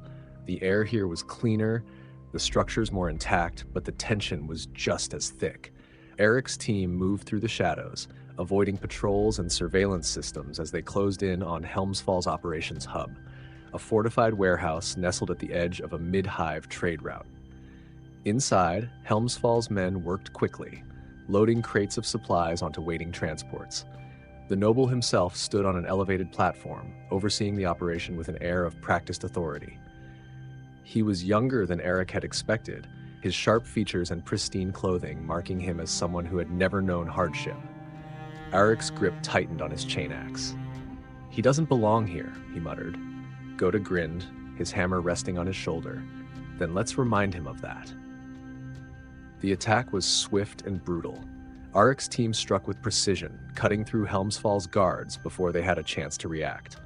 The transports were disabled, their cargo destroyed, and the noble's carefully orchestrated operation was thrown into chaos. Helmsfall himself barely escaped, fleeing deeper into the mid-hive with a handful of guards. Arik let him go, for now. The message had been sent. Back in the Petitioners City, the Ghost's raids slowed to a halt. Word of the Dhakal gang's strike against Helmsfall spread quickly, and the smaller gangs that had begun to waver in their loyalty returned to Arik's fold. In his quarters, Arik stood over the hollow map, his expression grim but satisfied. The battle had been won, but the war was far from over. Helmsfall would regroup, and the mid-hive would not ignore the attack for long. "We've made our move," Arik said quietly. "Now we see how they respond." Ghota, standing beside him, chuckled. "Let them come. We'll be ready." Arik nodded, his gaze fixed on the map. The Dhakal gang was stronger than ever, but so were the threats surrounding them. For now, all he could do was prepare for the storm to come. The Petitioners City had returned to a fragile calm, but beneath the surface, the tension was palpable. The ghosts had gone silent, their ranks fractured by Arik's assault on Helmsfall's operations. Smaller gangs that had wavered in their loyalty were now back under Dhakal control. For the first time in weeks, it seemed the Dhakal gang could breathe, but Arik Taranis knew better than to trust the quiet. He stood on the observation deck overlooking the fighting pits, his sharp eyes scanning the crowd below. The pits, once chaotic and uncontrolled, were now a carefully curated display of dominance. Fighters battled for survival, their blood spilled for the entertainment of the Underhive's desperate masses. Arik had allowed the pits to continue, but they were no longer a place of random violence. Now, every fight was a reminder of who ruled the Petitioners City. Behind him, Ghota leaned against the railing, his hammer resting on his shoulder. "They're restless," he said, nodding toward the crowd. "Too many people in one place, all waiting for something to happen." "They always wait," Arik replied, his tone cold. "It's what they do when they have nothing else. Wait for someone stronger to make the first move." Ghota smirked. "And what happens when they realize there's no one stronger?" Arik turned, his gaze locking onto Ghota. They look for weakness instead. The cracks in the Khalgang's foundation were growing harder to ignore. The mid-hive's interference had shaken some of Arik's lieutenants, and whispers of dissent had begun to spread. Even Ghota, Arik's most loyal companion, had grown restless, his frustration with Arik's cautious approach boiling just beneath the surface. It was during a meeting with his inner circle that the tension finally spilled over. "We've been reacting to everything," said Leora, a former gang leader who now oversaw the Dhakal gang's logistics. Her voice was sharp, but her fear was clear. "The ghosts, the mid-hive, the deserters, they're dictating every move we make. If we don't take control, someone else will." "And what would you suggest?" Arik asked, his voice calm but cutting. Leora hesitated, glancing at the others around the table. "We need to strike first, show them we're not just sitting here waiting for the next attack. If we take the fight to the mid-hive—" "Enough," Arik said, cutting her off. He stood slowly, his imposing frame casting a long shadow over the room. "Striking the mid-hive directly is exactly what they want. They're baiting us into overreaching." Leora started to speak again, but Ghota's booming voice cut through the room. "Maybe she's right," Ghota said, his tone harsher than usual. "We've been sitting on our hands, waiting for the next move. It's not like you, brother." "And what do you think we should do, Ghota? March into the mid-hive and declare war on the Imperium?" Ghota slammed his hammer onto the table, the impact making the other lieutenants flinch. "I think we should remind them who we are. The Thunder Warriors didn't survive because we played it safe." The room fell silent, the tension thick enough to cut. Finally, Arik spoke, his voice low but firm. "We're not Thunder Warriors anymore. We're something else, something stronger. If you can't see that, you're welcome to leave."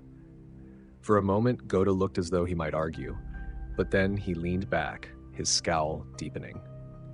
"Your call, brother, but don't expect me to sit around forever while the mid-hive moves against us." That night, alone in his quarters, Arik stared at the genetic data flickering on the cogitator screen. His body ached, the strain of his failing physiology becoming harder to hide. Every day he felt the weight of his own mortality pressing down on him. The data offered no clear solutions, only fragments of possibilities. The concept of genetic resonance lingered in his mind, a faint echo of the Emperor's work that hinted at stability, at permanence. But the cost of pursuing that path was unclear and potentially catastrophic. His thoughts drifted back to Malan Sen, to the dark energy that had empowered the Thunder Warriors on that battlefield. Was it possible that the key to his survival lay in the very forces the Emperor had sought to eradicate? Arik's hands tightened on the edge of the console. He couldn't afford to falter now, not with the mid-hive watching, not with his empire hanging by a thread. But the path forward was unclear, and every step he took felt like walking a razor's edge. The next morning, Arik called his lieutenants to the command room.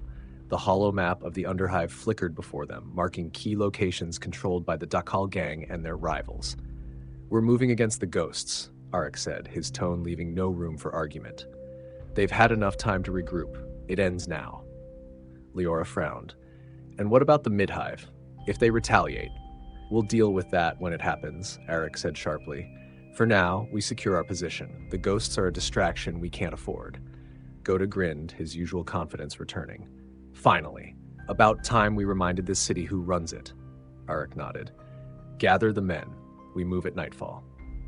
The Petitioners City braced for another storm, its shadows alive with the whispers of war. The ghosts, the mid-hive, the dissent within the Dhakal gang, it all loomed over Arik like a gathering tide. But Babu Dhakal was not a man who broke under pressure. He thrived in the chaos, forging his empire one step at a time. As night fell, the Dhakal gang prepared for battle, their weapons gleaming in the dim light of the Underhive. And at their head stood Arik, his resolve unshaken, his mind fixed on the fight ahead. The Underhive was alive with tension as the Dhakal gang mobilized. Their target, the Ghosts, a rogue faction that had eluded them for far too long. For weeks, these fugitives had been more than a nuisance. They had threatened to destabilize the delicate balance of power Arik had worked so ruthlessly to establish. Tonight, that would end. Arik moved through the ranks of his fighters as they prepared, his presence commanding silence and focus. The Ghosts had fortified themselves in an old hab block near the collapse zone, a precarious location riddled with unstable structures and treacherous tunnels. It was the perfect stronghold for fugitives, and a perfect trap for anyone foolish enough to attack unprepared. But Arik wasn't unprepared. "Remember," he said, addressing the gathered fighters, "we're not here to waste lives. The ghosts are disciplined, but they're not invincible. Stay in formation, cover each other, and most importantly, remember why we fight." Ghota stood beside him, his thunderhammer resting on the ground with a heavy thud. "If you're scared, stay behind," he added, his grin wide. "The rest of us have work to do." A ripple of nervous laughter passed through the crowd, but the tension remained. They all knew what was at stake. The approach to the ghost's hideout was eerily quiet. The collapse zone was a maze of rubble and shadows, the air heavy with the stench of decay. Arik led the way, his chain axe in hand, its teeth humming softly in anticipation. Ghota followed close behind, his hammer resting lightly on his shoulder, ready to swing at a moment's notice. They moved like predators through the dark, their steps measured and deliberate. Scouts reported back in whispers, detailing the ghost's defenses: barricades at key entry points, snipers in elevated positions, and patrols circling the perimeter. It was a solid defense, but Arik saw the flaws immediately. "They've spread themselves too thin," he said quietly to Ghota. "They're trying to cover too much ground." Ghota grinned. "Makes it easier for us." Arik nodded. "Take the heavy fighters around to the south entrance. Hit them hard and draw their attention. I'll take the infiltration team through the west tunnels and hit their center while they're distracted." Ghota's grin widened. "Thought you'd never let me have the fun part." "You call smashing through walls fun?" Arik muttered, a faint smirk touching his lips. "Damn right," Ghota replied before motioning to his team. The first explosion shattered the silence. Ghota's hammer smashed through the south entrance with thunderous force, his team surging forward in a wave of violence. The ghosts reacted immediately, their snipers firing from elevated positions, but Ghota's team pressed on, their sheer brutality overwhelming the defenders. At the same time, Arik and his infiltration team slipped through the west tunnels, moving with surgical precision. They neutralized sentries silently, their blades flashing in the dim light. By the time the ghosts realized they were under attack from two fronts, it was too late. Arik's team emerged into the heart of the Hab block, where the ghosts' leader, a wiry woman with sharp eyes and a commanding presence, barked orders to her fighters. "You've overreached," Arik said, his voice cutting through the chaos as he stepped into the light. The woman turned, her gaze locking onto him. For a moment, she looked surprised, but the expression quickly turned to resolve. "You're the one they call Babu Dhakal," she said, her voice steady despite the circumstances.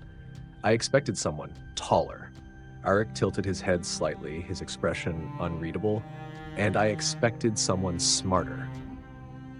With that, the battle erupted around them. The ghosts fought fiercely, their discipline evident in the way they moved and covered each other, but they were no match for the Dhakal gang's sheer ferocity.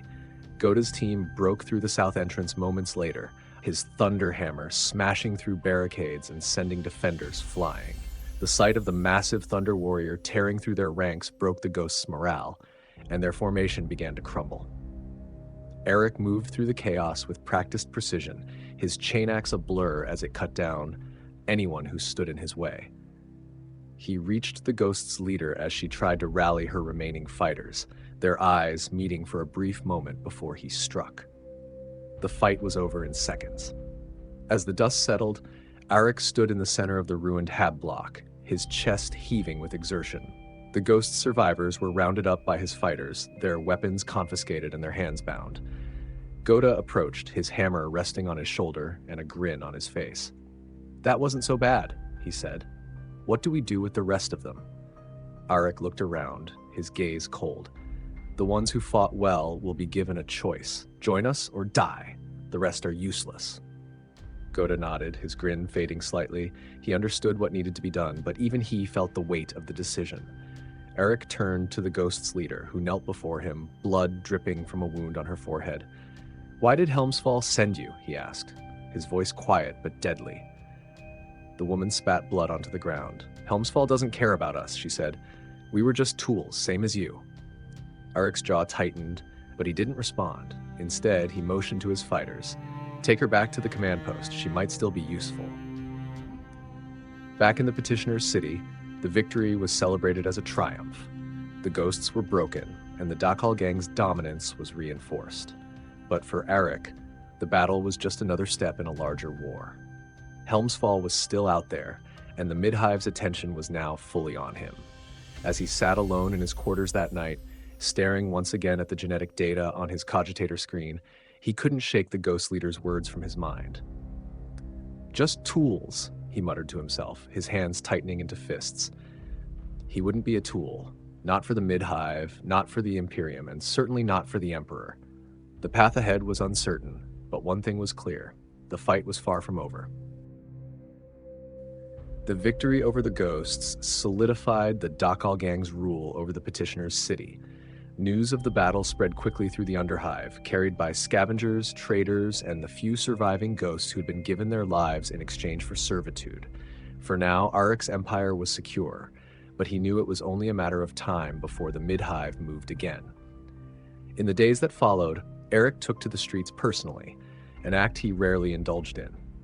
His presence sent ripples through the city, silencing whispers of dissent and reminding the people who truly held power. He visited the pits where fighters bowed as he passed, their fear and respect tangible in the air. He stood on the balconies overlooking the lower districts, watching as scavengers and laborers worked under the watchful eyes of Dhakal enforcers. Everywhere he went, his name was spoken in hushed tones, Babu Dhakal, ruler of the Underhive. But behind the show of strength, the cracks remained. In the dim light of the command room, Arik stared at the ghost's leader, who knelt before him in chains. The woman, who had yet to give her name, was bruised and bloodied but defiant. "You've done well to survive," Arik said, his voice calm but cold. "That's not something I take lightly." The woman spat at his feet. "Spare me the compliments, Dhakal. You're just another warlord with delusions of grandeur." Arik's expression didn't change. He crouched down to meet her gaze, his sharp eyes boring into hers.